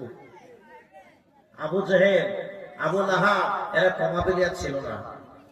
আবু লাহাব, তাব্বাত ইয়াদা আবি লাহাব, এই সূরাতে আবু লাহাবকে যখন বলা হয়েছে জাহান্নামকে ভয় করো, আল্লাহকে ভয় করো, আল্লাহকে স্বীকার করো, আবু লাহাব একটা কথা ছোট্ট করে বলেছিল কি, ওই আল্লাহকে, আমার ধন সম্পদ অনেক আছে, আমার আওলাদ মেলা আছে, আমার সন্তান অনেক আছে, ওই সন্তান দিয়ে আর ওই মাল দিয়ে আল্লাহকে ঘুষ দিয়ে আমি জান্নাতে যাব। ও বাবা, আল্লাহকে ঘুষ দেব? আল্লাহকে ঘুষ দেওয়া যাবে? তাই আল্লাহ রাসূল কি বলছেন, ইন্নাল্লাহা লা ইয়ানজুরু ইলা সুওয়ারিকুম ওয়া আমওয়ালিকুম, তোমাদের চেহারা দেখবে না আর তোমাদের মালও দেখবে না, টাকা কড়িও দেখবে না। ওয়ালাকিন ইয়ানজুরু ইলা কুলুবিকুম ওয়া আমালিকুম, কিন্তু দেখবে কি? অন্তরটাকে দেখবে, নিয়তটাকে দেখবে। নিয়তটা ভালো হলে পার, আর নিয়ত খারাপ হলে কি পার? নিয়ত ভালো হলে ডান দিকে জান্নাত, আর নিয়ত খারাপ হলে বাম দিকে জাহান্নাম করে যাবে। আর আমালিকুম, আপনার আমলটাকে দেখবে, আমলটা আপনি কি করেছেন। এই জন্য নিয়তটা সহি রাখি। তাই নিয়তের জন্য আমরা যদি ধরা করতে পারি, আল্লাহ রাসূল সাল্লাল্লাহু আলাইহি ওয়াসাল্লাম বলেছেন তিনজন বান্দাকে খাড়া করে দেওয়া হবে। প্রথম টার্গেট নেবে উলামা সমাজ। 2 নম্বর মুজাহিদ, যারা জিহাদের ময়দানে মৃত্যুবরণ করেছে, শহীদ হয়ে গেছে, তাদেরকে জিজ্ঞাসা করা হবে তোরা কি হয়েছিল বল। এরা বলে আমরা জিহাদ করতে করতে মৃত্যুবরণ করেছি, শহীদ হয়ে গেছি। আল্লাহ তাআলা বলবেন না, তোরা দুনিয়ার বুকে নাম নেওয়ার জন্য যুদ্ধের ময়দানে গিয়েছিলি, যুদ্ধের ময়দানে গিয়েছিলি, যাদেরকে শহীদ বলে, শাহিদ বলে ঘোষণা করে, মুজাহিদ বলে ঘোষণা করে, তোরা দুনিয়ার বুকে মানুষের কাছে নাম নিয়েছিলি, সত্য কিনা? যদি সত্য হয়ে যায় আল্লাহ তাআলা খাতির করবে না। তবুও জেনে রাখো, শহীদের দরজা সবচাইতে উঁচু। এদিকে কোনো ফায়দা আছে আল্লাহ তাআলা, শহীদের দরজা সবচাইতে উঁচু। সুতরাং এই 3 নম্বর বান্দা থাকবে কে? যার অনেক টাকা পয়সার গদিতে যে বসে আছে, সে ধন সম্পদের মালিক, যে অহংকারে পড়ে থাকে, যে সেইটার থেকে বলবে তোকে টাকা দিয়েছিলাম, পয়সা দিয়েছিলাম, কি করেছিলি বল, কি করেছিলি বল। এ অহংকার দেখাবে, আল্লাহ আমি দান করেছিলাম, অনেক দান করেছিলাম। দানকারী ব্যক্তি কেউ ছাড়বে না। এই দানকারীকে কি বলবে, দান করেছি, হ্যাঁ টাকা দিয়েছিলাম, তুমি দান করেছিলাম, বলে না, এমন ভাবে তুই দান করেছিলি 10,000 টাকা কে দিবে, হাত তুলে দিলাম, সারা বছর পাত্তা নাই, আছে না? না, সারা বছরের পাত্তা নাই। নাম কিন্তু এখানে নিয়েছিল, এই মাহফিলের নাম নিয়েছিল 10,000 টাকা দিব, কিন্তু দেখতে আর গোটা বছর দিয়ে পাওয়া যায় না ওকে। ওকে তো ওখানে নাম নিয়েছিল, এর দেখা দেখে আরেকজন বলছে আমি 20,000 দেব। যদি আপনি সঠিক নিয়ত দেন, এই দানের বদলে জান্নাত যাবেন। আর যদি বলেন না, তারপর ওইখানে নামটা নিয়ে নি, একটা খ্যাপা 2 জন যারা পর্যন্ত এসছে, ও কিছু জানে না, কিছু জানে না। ও বলছে যেমন দান কথা বলতে লেগেছে, কে দিবে 20,000, কে দিবে 20,000। একজন খারাপ বলছে তুই উঠ, তুই উঠ, উঠে বলছে আমি 2,000 দেবো। এবার মহান সাহেব দোয়া করলেন কিনা, ও কি জানে খেপায়, ও তো বক্তা সাহেব নতুন এসে এই এলাকায়, ও খেপার জন্য দোয়া করতে গেছে। একজন যে বলছে হুজুর থামেন থামেন, ও খেপা, ও প্রথমেই 20,000 টাকা দাও আপনার হাতে দিয়েছিল। ও কি জানতো? ও তো জানে না, কিন্তু আমরা তো জানি, আমরা সব বুঝি। আল্লাহ তাআলা বলছেন দিনের বুকের মুসলমান সবটা হয়ে যাও, আমল করতে থাকো, আমল ছাড়া কেউ পার পাবা না। ফাতিমা রাদিয়াল্লাহু আনহাকে কবরে যখন রাখা হলো, আবু যার গিফারি রাদিয়াল্লাহু আনহু তিনি বলছেন, এই কবর তুমি কি জানো কাকে এনেছি তোমার কাছে? কবর কোনো উত্তর করে নাই, একবার উত্তর হলো না। দ্বিতীয়বার আবু যার গিফারি বললেন, ওহে কবর রাখো কি খবর, কাকে তোমার কাছে এনেছি? কবর কোন উত্তর করে না, কবর কোন কথা বলে না। আবু যার গিফারি আবার গম্ভীর হলেন আর বললেন, কবর রে তুমি কে খবর রাখো না, এর পরিচয় পত্র কি তুমি জানো না? আমি আবু যার গিফারি, আমি তোমার কাছে এর পরিচয় পত্রটা দিয়ে যাচ্ছি, তুমি শুনে নাও। এমন এক ব্যক্তি, এর প্রথম পরিচয় হলো ইনি হচ্ছেন দোজাহানের বাদশা, বিশ্ব নবী রাহমাতুল আলামিন নবী মুহাম্মদ রাসূলুল্লাহ সাল্লাল্লাহু আলাইহি ওয়াসাল্লামের কলিজার টুকরা নয়নের মণি মা ফাতেমা। কার বেটি? কার বেটি? কার বেটি? মুহাম্মদ রাসূলুল্লাহ সাল্লাল্লাহু আলাইহি ওয়াসাল্লামের বেটি। এর চাইতে বড় পরিচয় কারো আছে? আমরা কার বেটা? অমুকের বেটা, অমুকের বেটা। যদি একটা মশলা ভুল বলে দিই, তাহলে আমার নাম তো ভুল বলবে, আমার বাবার নামটাও ভুল বলবে। কি করে কে বলেছে অমুকের বেটা? বুঝতে পারলেন? এক জায়গায় কুরবানির সময়, আমরা কুরবানির মশলা জানি কি জানি না, সবাই জানি তো, কান কাটা, নাক কাটা, লেজ কাটা, এই খুব আলা গরু কুরবানি হবে না, খুব আলা চলবে না। আপনি শুনেছেন ইমাম সাহেবের কাছে জুমার দিনে, এখন সে মানে চালাকি করে হাঁটে গিয়ে ওই খুঁটটাকে কিনে নিয়েছে। খুঁট কিনে আনার পরে আবার সেই ইমাম সাহেবকে জিজ্ঞাসা করছে কি হুজুর এটা হবে? হুজুর কি বলবে এবার? কি বলবে? তুমি তো কিনেই নেছো, হবে না কেন? হবে। আর হুজুরের আগে ওই যখন বাজার থেকে ওই হাট থেকে নিয়ে আসছিল, গ্রামে ঢুকতে না ঢুকতে যেই যাকে দেখা যাচ্ছে তাকে জিজ্ঞাসা করে, আরে গরুটা কিনে আনলাম, তা এরকম কান কাটা হবে? একজন বলছে হবে না, আরেকজন বলছে হবে, আরেকজন বলছে হবে না, ইমাম সাহেব বলেছে হবে না। ইমাম সাহেব বলছে দেখি ইমাম সাহেবকে জিজ্ঞাসা করি। এবার ইমাম সাহেবকে জিজ্ঞাসা করলো, ইমাম সাহেব বলছে হবে। তো ইমাম সাহেব ঘুরি বলছে, ওই দুনিয়ার লোকে সবাই বললো হবে না, আর আপনি আবার ঘুরি বলছেন হবে। বলে কেন তুমি জুমাদের ওয়াজ শুনোনি? তুমি জেনে শুনে কেন এনেছো? আমার কথা হবে করো, আমার কি মশলা তুমি শুনবে না, তোমার হবে, হাওয়ালি হবে, সবাই হয়ে যাবে। শরীয়ত যদি না মানো তো কি হবে? কি বললেন? এরকম হয় না। কে ফতোয়া দিল? অমুকের বেটা দিল। এবার বদ্ধ হবে কার? ইমাম। মানুষ উল্টো বুঝে, উল্টো পথে চলে। তাই বলছিলাম কি, আমরা প্রত্যেকেই জানি যে এই কুরবানির মসলা মাসাইল আসবে, আর ইমাম সাহেব থেকে ফতোয়া আমরা নেব। তাই যে কথা আলোচনা হচ্ছিল, আজ আমরা পরিচয় পত্র দিয়েও পার পাবো না। ফাতিমা রাদিয়াল্লাহু আনহা এত বড় পরিচয়ের একটা পাত্রী, মুহাম্মদ রাসূলুল্লাহ সাল্লাল্লাহু আলাইহি ওয়াসাল্লামের কলিজার টুকরা নয়নের মণি, তাও তিনি পার পেলেন না।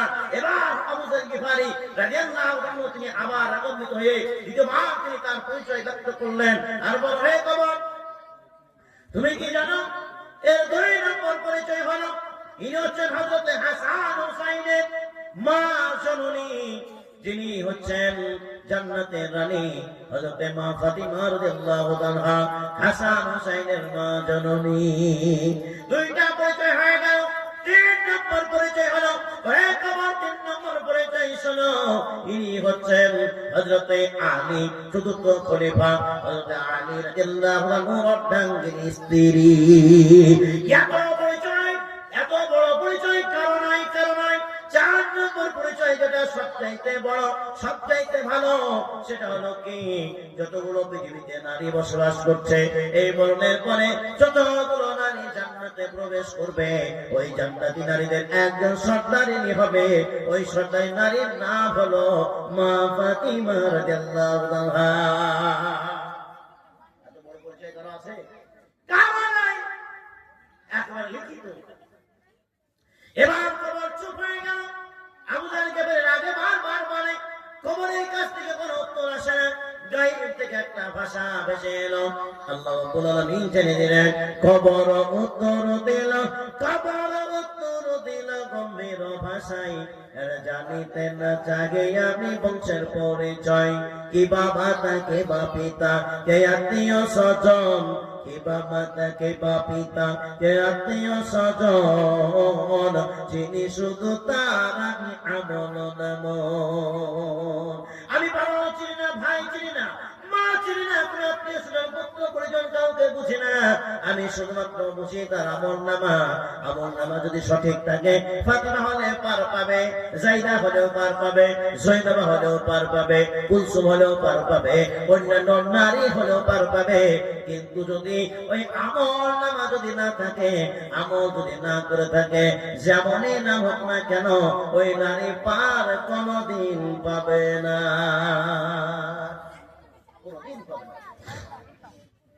আজ আমরা কবরের চিন্তা ভাবনা করি না। কবরে আমরা কি জবাব দেব, কি উত্তর দেব, সেই ভাবনা কোনদিন ভাবি না। কিন্তু হযরতে ওমর ফারুক রাদিয়াল্লাহু আনহু সর্বদাই তিনি চিন্তা ভাবনা করেছেন, ওই কবরের জবাব কেমন করে দেব। মহারবের দরবারে যেই দিন দণ্ডায়মান হব, আল্লাহ রাব্বুল আলামিন যেদিন প্রশ্ন করবে, সেই প্রশ্ন উত্তর কেমন করে দেব, সেই চিন্তায় চিন্তিত হয়ে পড়েছেন। এই চিন্তা ভাবনার দিক থেকে একটা হাদিস মনে পড়ে গেল। বিশ্বনবী মুহাম্মদ রাসূলুল্লাহ সাল্লাল্লাহু আলাইহি ওয়াসাল্লামের দুইজন নাতি ছিলেন, হাসান হুসাইন ছিলেন, ছিলেন না।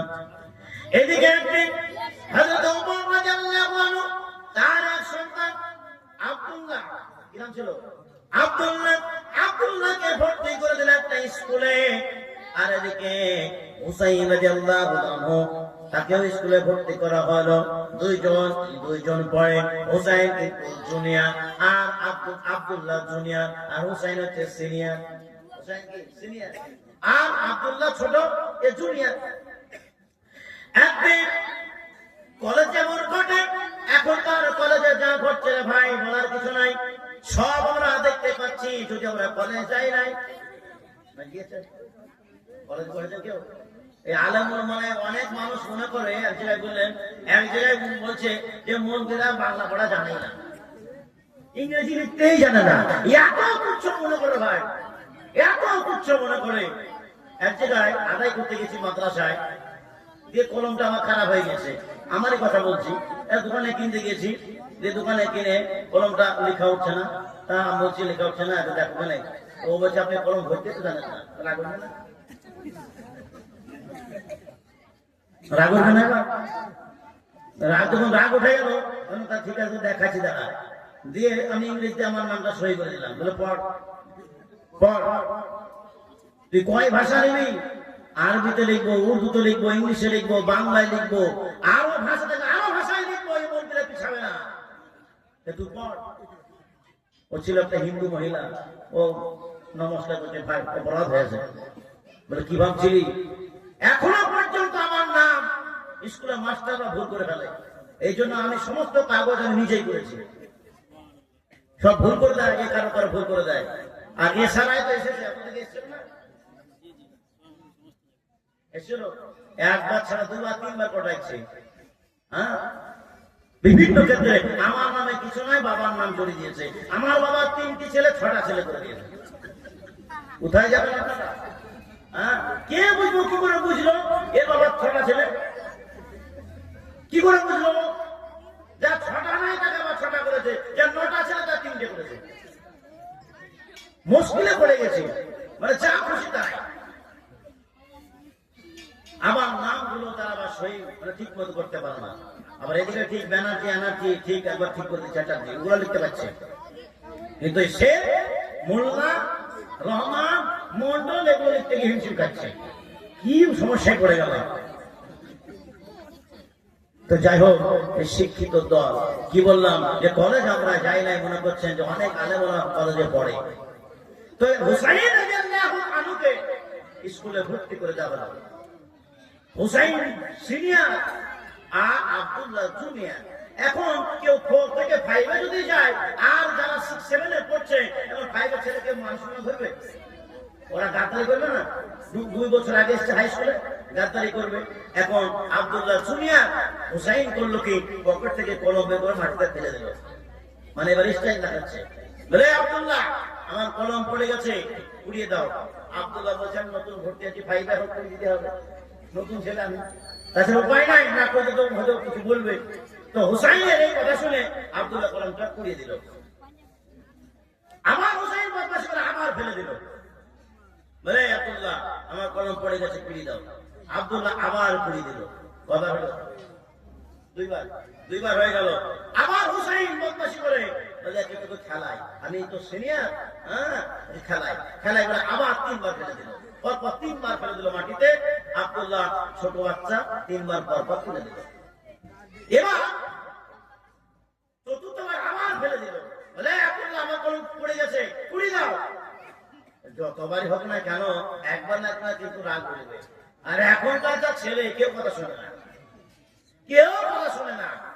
আগে শুনতো, এখন আর কেউ শোনে না। যদি বলে এটা করে দাও, তুমি করো না, তুমি করো না। ছোট বাচ্চা তাও শোনে না এখন। আর মোবাইল না দিলে খাবে না। হ্যাঁ, কি যুগ চলে এলো, কি যুগ আসিল, কি দোলা লাগিল, মোবাইল ছাড়া ছেলের চলে না।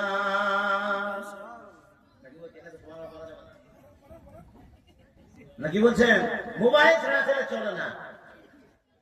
পেটে ভাত নাই থাক, পরনে যাই থাক, পরনে যাই থাক, পেটে ভাত নাই যাক, মোবাইল ছাড়া ছেলের চলে না।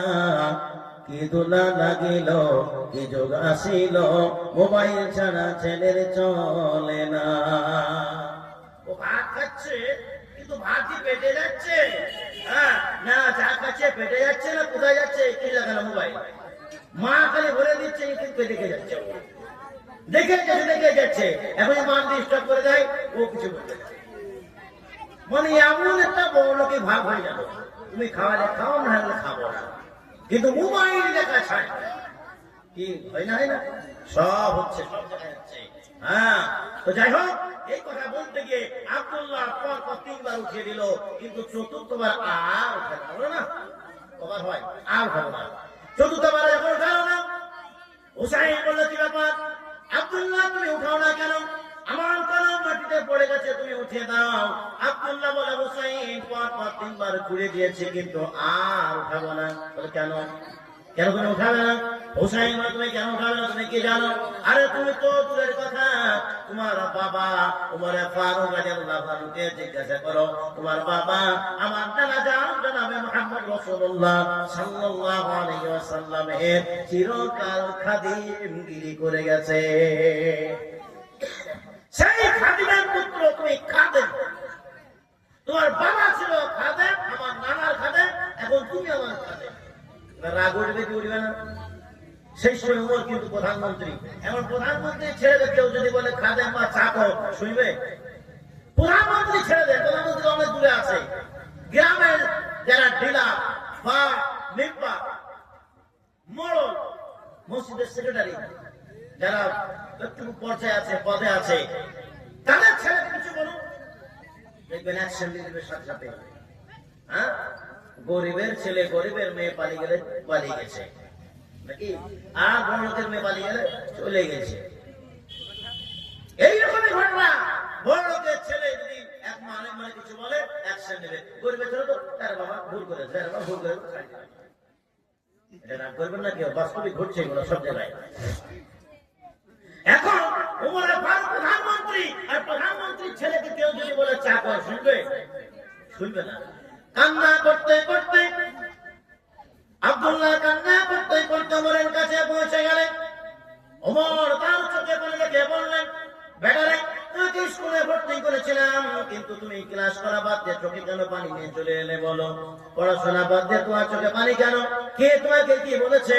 কেন তুমি কান্না করছো বলো? আব্দুল্লাহ বলছে, আব্বাজান গো, আমি কখনো স্কুলে যাব না। ওই হুসাইন আমাকে অপদস্থ করেছে, হুসাইন আমাকে এমন কথা বলেছে, যেই কথা শুনলে আপনার রাগ উঠে যাবে। আব্দুল্লাহর কথা শুনে উমর ফারুক বলে কি বলেছে বলো বেটা? আব্দুল্লাহ আব্বা জানলো। হুসাইন বলেছে তুমি নাকি মুহাম্মদ রাসূলুল্লাহ সাল্লাল্লাহু আলাইহি ওয়াসাল্লামের খাদিমগিরি ছিলে, সেই খাদিমের পুত্র আমি খাদেম, এই কথাটা বলেছে। ও আমার আব্বা জান, এই কথার বিচার যখন পর্যন্ত না পাবো ততদিন পর্যন্ত আব্দুল্লাহ স্কুল যাবে না। প্রধানমন্ত্রীর ছেলেকে চাকর বলা, এখন এই বিচার হবে, তারপর স্কুল হবে, না স্কুল বন্ধ। হুসাইন রাদিয়াল্লাহু আনহু চুপচাপ। ওমর রাদিয়াল্লাহু আনহু তিনি বলছেন আব্দুল্লাহ মোর কলেজার টুকরা নয়, এমন আব্দুল্লাহ রে, আজকে এই কথার বিচার হবে না, আগামী জুম্মার দিনে খুতবা দেওয়াকালীন, বক্তব্য দেওয়াকালীন বিচার হবে। আর যত দুনিয়ার ঝোড় ঝামেলা হয় জুম্মার দিনে হয়। আমরা মাইকে কথা করে আজকে জুমার দিন, পবিত্র জুমার দিন, আর আমি বলি না আজকে পবিত্র জুমার দিন নয়, আজকে পবিত্র ঝগড়ার দিন। জুম্মার দিনে কিন্তু ঝগড়া হয় মসজিদে, যা কিছু হবে মসজিদের বেতন নিয়ে, ইমামের বেতন নিয়ে জুম্মার দিন, কোন মিটিং হবে জুম্মার দিন, কিছু হবে জুম্মার দিন, ফাইসাল হবে জুম্মার দিন, যা কিছু যদি কেউ চাবিকে মানে খাজাঞ্চি কাউকে যদি পাঠায় আবার চেঞ্জ করে তাও জুম্মার দিন, হিসাব দিন করতো তাও জুম্মার দিন। জুম্মার দিন ছাড়া কিছু নাই। আর আল্লাহ তাআলা বলছেন আইয়ুহাল্লাযীনা আমানু ইযা নুদিয়া সালাত মিন ইয়াউমিল জুমআহ ফাসআউ ইলা যিকরিল্লাহ।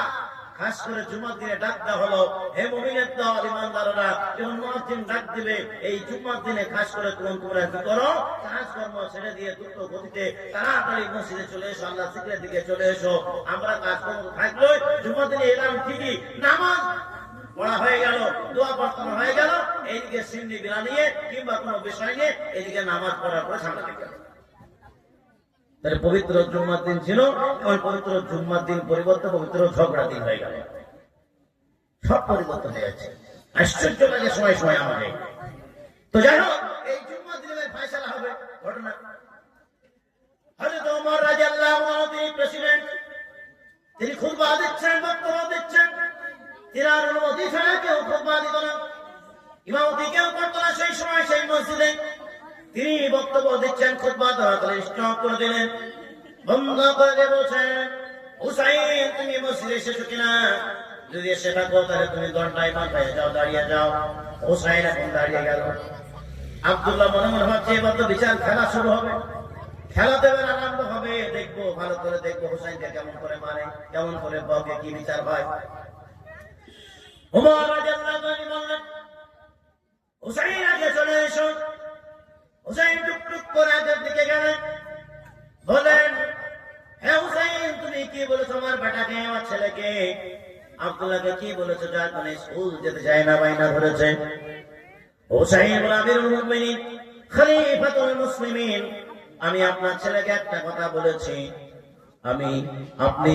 আপনি বুকে হাত দিয়ে বলুন তো, আপনি কি আমার নানা জান জনাবে মুহাম্মদ রাসূলুল্লাহ সাল্লাল্লাহু আলাইহি সাল্লামের খাদিমগিরি করেন নাকি? একদম হাত দিয়ে বলুন, আপনি কি আমার নানা খাদিমগিরি করেননি? কেই বা করেননি? মুহাম্মদ রাসূলুল্লাহ সাল্লাল্লাহু আলাইহি সাল্লামের কেই বা খাদিম ছিলেন না? সমস্ত সাহাবীরা খাদিম করে করে সারা জীবন কাটিয়ে দিয়েছেন। ওমর রাদিয়াল্লাহু আনহু এই কথা শুনে কিছুক্ষণ চুপ করে গেলেন। তিনি আশ্চর্য সহকারে আল্লাহ রাব্বুল আলামিনের দরবারে মনে মনে ফরিয়াদ করলেন, আল্লাহ তাআলা কেমন একটা ব্যাপার ঘটে গেছে, তো সুযোগ পেয়ে গেছি, এবার আমার জীবনের ফলাফলের রেজাল্ট আমি তৈরি করে নেব। তোমার দরবারে কি বলবো সেটা আমি ফলাফল আজকে ঘোষণা নেব। হযরত হুসাইন রাদিয়াল্লাহু আনহু বলছেন, হে হুসাইন তুমি যে কথাটা বলেছো সেই কথাটা তুমি খাতা কলমে লিখতে পারবে? কি বলো? হুসাইন বলো, অবশ্যই। যে কথাটা আমি মুখ দিয়ে বের করেছি ওই কথাটা আমি খাতাতেও লিখে দিতে পারবো। লিখেছেন আপনার খাতা যখন আসা হলো, হুসাইন লিখে দিলেন, আমি লিখেছি ওমর ফারুক রাদিয়াল্লাহু আনহু আমার নানা জনাবে মুহাম্মদ রাসূলুল্লাহ সাল্লাল্লাহু আলাইহি সাল্লামের খাদিমগিরি করতে, তার চতুর্পাশে থাকতে, তাকে দেখতে, তার অনুসরণ করতে, তার অনুকরণ করতে, তার হাদিস মানতে, তার কোরআন মানতে, তার কথাবার্তা অনুযায়ী চলতে আমি সর্বদাই দেখেছি ওমর ফারুক আমার নানা জনের খাদিমগিরি করে গেছে, খিদমত করে গেছে। যার আমি সই করে দিলাম, ইতি হুসাইন ইবনে আলী, আলীর পুত্র হুসাইন, সই করে দেওয়া হলো। যার আমি আমার লিখা লিপিবদ্ধ করে দিলাম। এখন লেখা হয়ে গেল ওমর নাকি মুহাম্মদ রাসূলুল্লাহ সাল্লাল্লাহু আলাইহি ওয়াসাল্লামের ছিলেন, খাদিম ছিলেন। এখন লেখাটা হয়ে গেছে। খাতাটা ওমর রাদিয়াল্লাহু তাআলা তিনি চোখের কাছে তুলে ধরলেন। চোখের কাছে তুলে ধরে তিনি কান্না করছেন। এমন সময় আব্দুল্লাহ ওই ছোট বাচ্চা ধরতে ধরতে এসে বলছে, ও তোমার আব্বা যান, আপনি বলেছিলেন জুম্মার দিনে বিচার হবে। আমি ভেবেছিলাম কঠিন একটা বিচার হবে, কই কিছুই তো বিচার হলো না। আপনি তো ছেড়ে দিলেন, হুসাইনকে বলে যাও বিচার হয়ে গেছে, আপনি তো কিছুই করলেন না। আমি তো ভেবেছিলাম মারধর হবে কিংবা অন্য কোনো বিচার হবে, জরিমানা হতে পারে, কোনো কিছু হতে পারে, কিছুই বিচার দেখলাম না। হুসাইনকে এমনি এমনি ছেড়ে দিলেন কেন? কি খাতার ভিতরে কি লিখে দিল? ওই কথাটা, যে কথাটা বলেছিল সেই কথা লিখে দিয়েছে, তাতে আপনি তাকে ছেড়ে দিলেন, বিচার করলেন না কেন? ওমরে ফারুক রাদিয়াল্লাহু তাআলা তিনি বলছেন, ওরে আমার কলিজার টুকরা আব্দুল্লাহ, যে বিচার আমি পেয়েছি, যে ফলাফল আমি পেয়েছি, যে হুকুম আমি পেয়েছি, এই রেজাল্ট আমি পেয়েছি, খোদার কসম করে বলি, আমি কিয়ামত পর্যন্ত যদি আমল করতাম, এরকম রেজাল্ট, এরকম ফলাফল, এরকম আমি কোনোদিন তার কাছে এই রেজাল্ট আমি পেতাম না। এমন একটা রেজাল্ট তৈরি হয়ে গেছে, এমন একটা প্রমাণপত্র তৈরি হয়ে গেছে। আব্দুল্লাহ শোনো, আমি যখন মারা যাব, আমার মরণের পরে আমাকে যখন আল্লাহ রাব্বুল আলামিন খাড়া করবে, এই ওমর বলো বলো, তোমাকে আমি তৃতীয় খলিফা বানিয়েছিলাম, তোমাকে আমি দ্বিতীয় খলিফা বানিয়েছিলাম, বলো তোমাকে বাদশা বানিয়েছিলাম, দুনিয়ার বুকে গিয়ে তুমি কি আমল করেছিলে বলো, কতটা তুমি আল্লাহ রাসূলের খিদমত করেছিলে বলো, আল্লাহ রাসূলের তাবেদারি কেমন করে তুমি করেছিলে বলো বলো। ওমর রাদিয়াল্লাহু তাআলা বলছেন, ও আব্দুল্লাহ আমার কলিজার টুকরা, সেই যে মহানবের কাছে এই খাতার লেখাটা আমি তুলে ধরবো। ও আল্লাহ রাব্বুল আলামিন, আমি জীবনের মধ্যে কি করেছি আর না করেছি, এই খাতাটাই তার প্রমাণ। এই খাতাতে লেখা আছে হুসাইনের শহীদ, হুসাইন দস্তখত করেছে, লিখে দিয়েছে, সিগনেচার দিয়ে দিয়েছে যে আমি নাকি যা করেছি সারা জীবনের ভিতরে বিশ্বনবী মুহাম্মদ রাসূলুল্লাহ সাল্লাল্লাহু আলাইহি ওয়াসাল্লামের চিরকাল খাদিম করে গেছি। জোরে বলা যাবে সুবহানাল্লাহ। আল্লাহ রাব্বুল আলামিন সব কিছু জানেন, ওমর রাদিয়াল্লাহু তাআলা অন্তর জানেন, দিল জানেন, সব জানেন। এই দিনের মধ্যে মুসলমান, আজকে আমাদের অন্তর যদি ঠিক থাকে আমরা পার পেয়ে যাবো, নচেত আমরা যতই বড় না কেন আমরা কখনোই পার পাবো না। এবার আপনারা আমাকে পার দেবেন কিনা? কোন একটা বেজে গেছে নাকি আর বলবে? হ্যাঁ,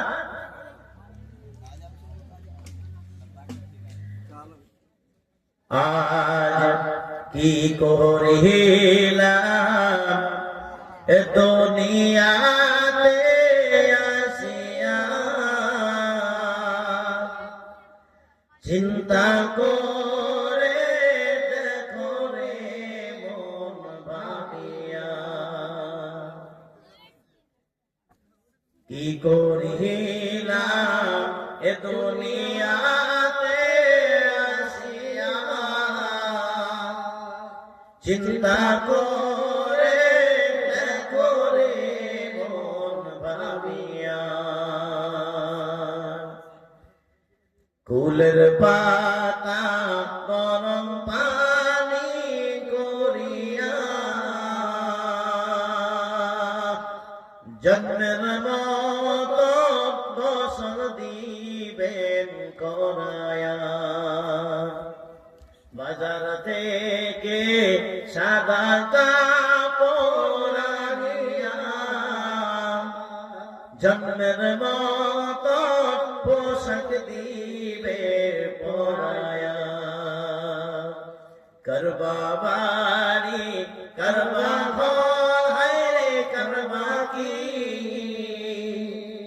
যখন চলিয়া যাবে রে তোর প্রাণ পাখি, পাখি যখন ফাঁকি দিয়া চলিবে,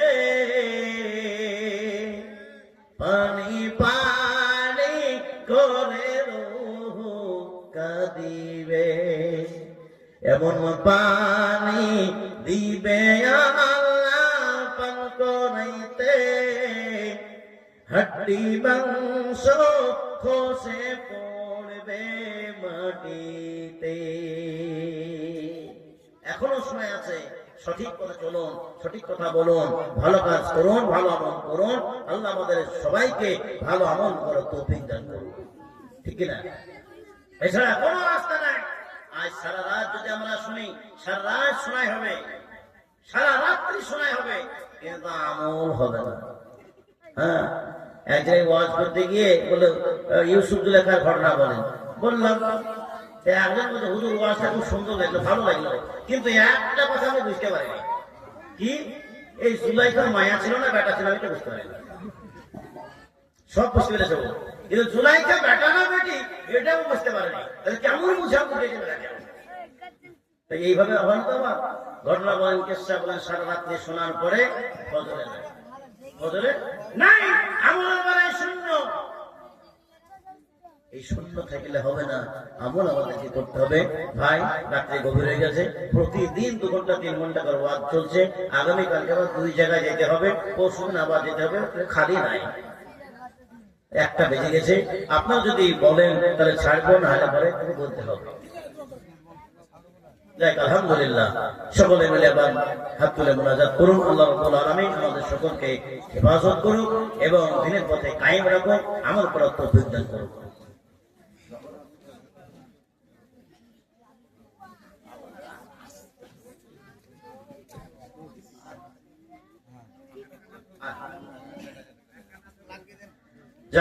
সকলে দোয়া করেন, আল্লাহুম্মা সাল্লি আলা মুহাম্মাদ ওয়া আলা আলি মুহাম্মাদ কামা সাল্লাইতা আলা ইব্রাহিম ওয়া আলা আলি ইব্রাহিম ইন্নাকা হামিদুম মাজিদ।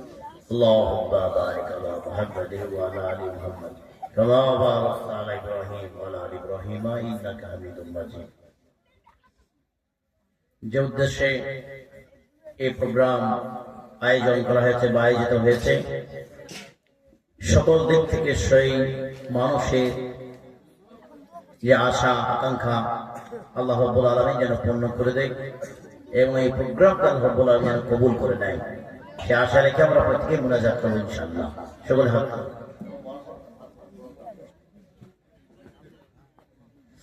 اللهم آمين. اللهم أنت السلام منك السلام تباركنا يا ذا الجلال والإكرام. اللهم أعني على ذكرك وشكرك وحسن عبادتك. رب ارحمهما كما ربياني صغيرا. رب ارحمهما كما ربياني صغيرا. لا إله إلا أنت سبحانك إني كنت من الظالمين. لا إله إلا الله وحده لا شريك له أحدا صمدا لم يلد ولم يولد ولم يكن له كفوا أحد. ربنا ظلمنا أنفسنا وإن لم تغفر لنا وترحمنا لنكونن من الخاسرين. ربنا لا تزغ قلوبنا بعد إذ هديتنا وهب لنا من لدنك رحمة إنك أنت الوهاب. ربنا إننا آمنا فاغفر لنا ذنوبنا وقنا عذاب النار. اللهم أجرنا من النار. اللهم يا مقلب القلوب ثبت قلوبنا على دينك. ربنا تقبل دعاء. اللهم إنك تحب العفو فاعف عني. اللهم إنا نسألك الجنة نعوذ بك من النار. يا خالق الجنة والنار برحمتك يا عزيز غفار كريم ستر رحيم جبار يا خالق بر. اللهم أجرنا من النار يا مجير يا مجير يا مجير برحمتك يا أرحم الراحمين. بسم الله الذي لا يضر مع اسمه شيء في الأرض ولا في السماء وهو السميع العليم. اللهم إياك نعبد ولك نصلي. اللهم إياك نعبد ولك إياك نعبد ولك نصلي. سبحان الله بحمده سبحان الله العظيم. أستغفر الله ربي من كل ذنب وأتوب إليه. سبحان ربك رب العزة عما يصفون. يا الله رب العالمين আমরা তোমাদের কাছে গুনাহগার বান্দা মওলা গো হাত নাসি মওলা মেহেরবানি করে দয়া করে আমার হাত দুখানি কবুল করে নাও। যে আশা যে উদ্দেশ্যে এই প্রোগ্রাম হয়েছিল মাওলা সকলের আশাকে তুমি পূর্ণ করে নাও। আল্লাহ রাব্বুল আলামিন যুবকবৃন্দ কমিটি বৃন্দ গ্রামবাসী যারা উদ্যোগ করেছে মাওলা সকল মানুষকে তুমি কবুল করে নাও।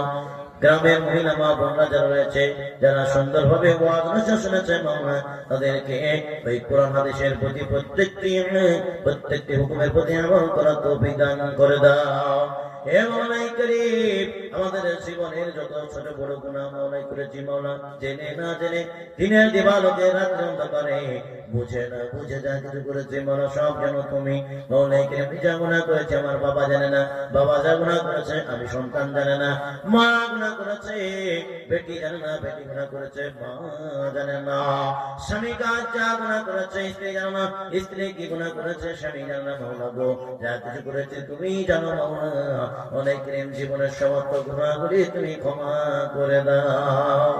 সাথে সাথে ফরিয়াদ করি মাওলা, আগামী 2-4 দিনের পরে একটা পবিত্র মাহে রমজান মাস আসবে মাওলা, ওই মাহে রমজান মাসের জন্য সকলকে রোজা রাখার তৌফিক দান করে দাও। মাওলা করিম সারি ইফতার সমস্ত জিনিসকে হাতামগুলিকে কোরআন তেলাওয়াতকে তাসবিহ তেলাওয়াতকে রুকু সিজদা তারাবি নামাজকে তুমি কবুল করে নিও। রব্বানা তাকাব্বাল মিন্না ইন্নাকা আনতাস সামিউল আলিম ওয়া তুব আলাইনা ইন্নাকা আনতাত তাওয়াবুর রহিম। ওয়া সাল্লাল্লাহু তাআলা আলা খায়রি খালকিহি محمد وعلى آله وأصحابه أجمعين آمين برحمتك يا أرحم الراحمين. السلام عليكم.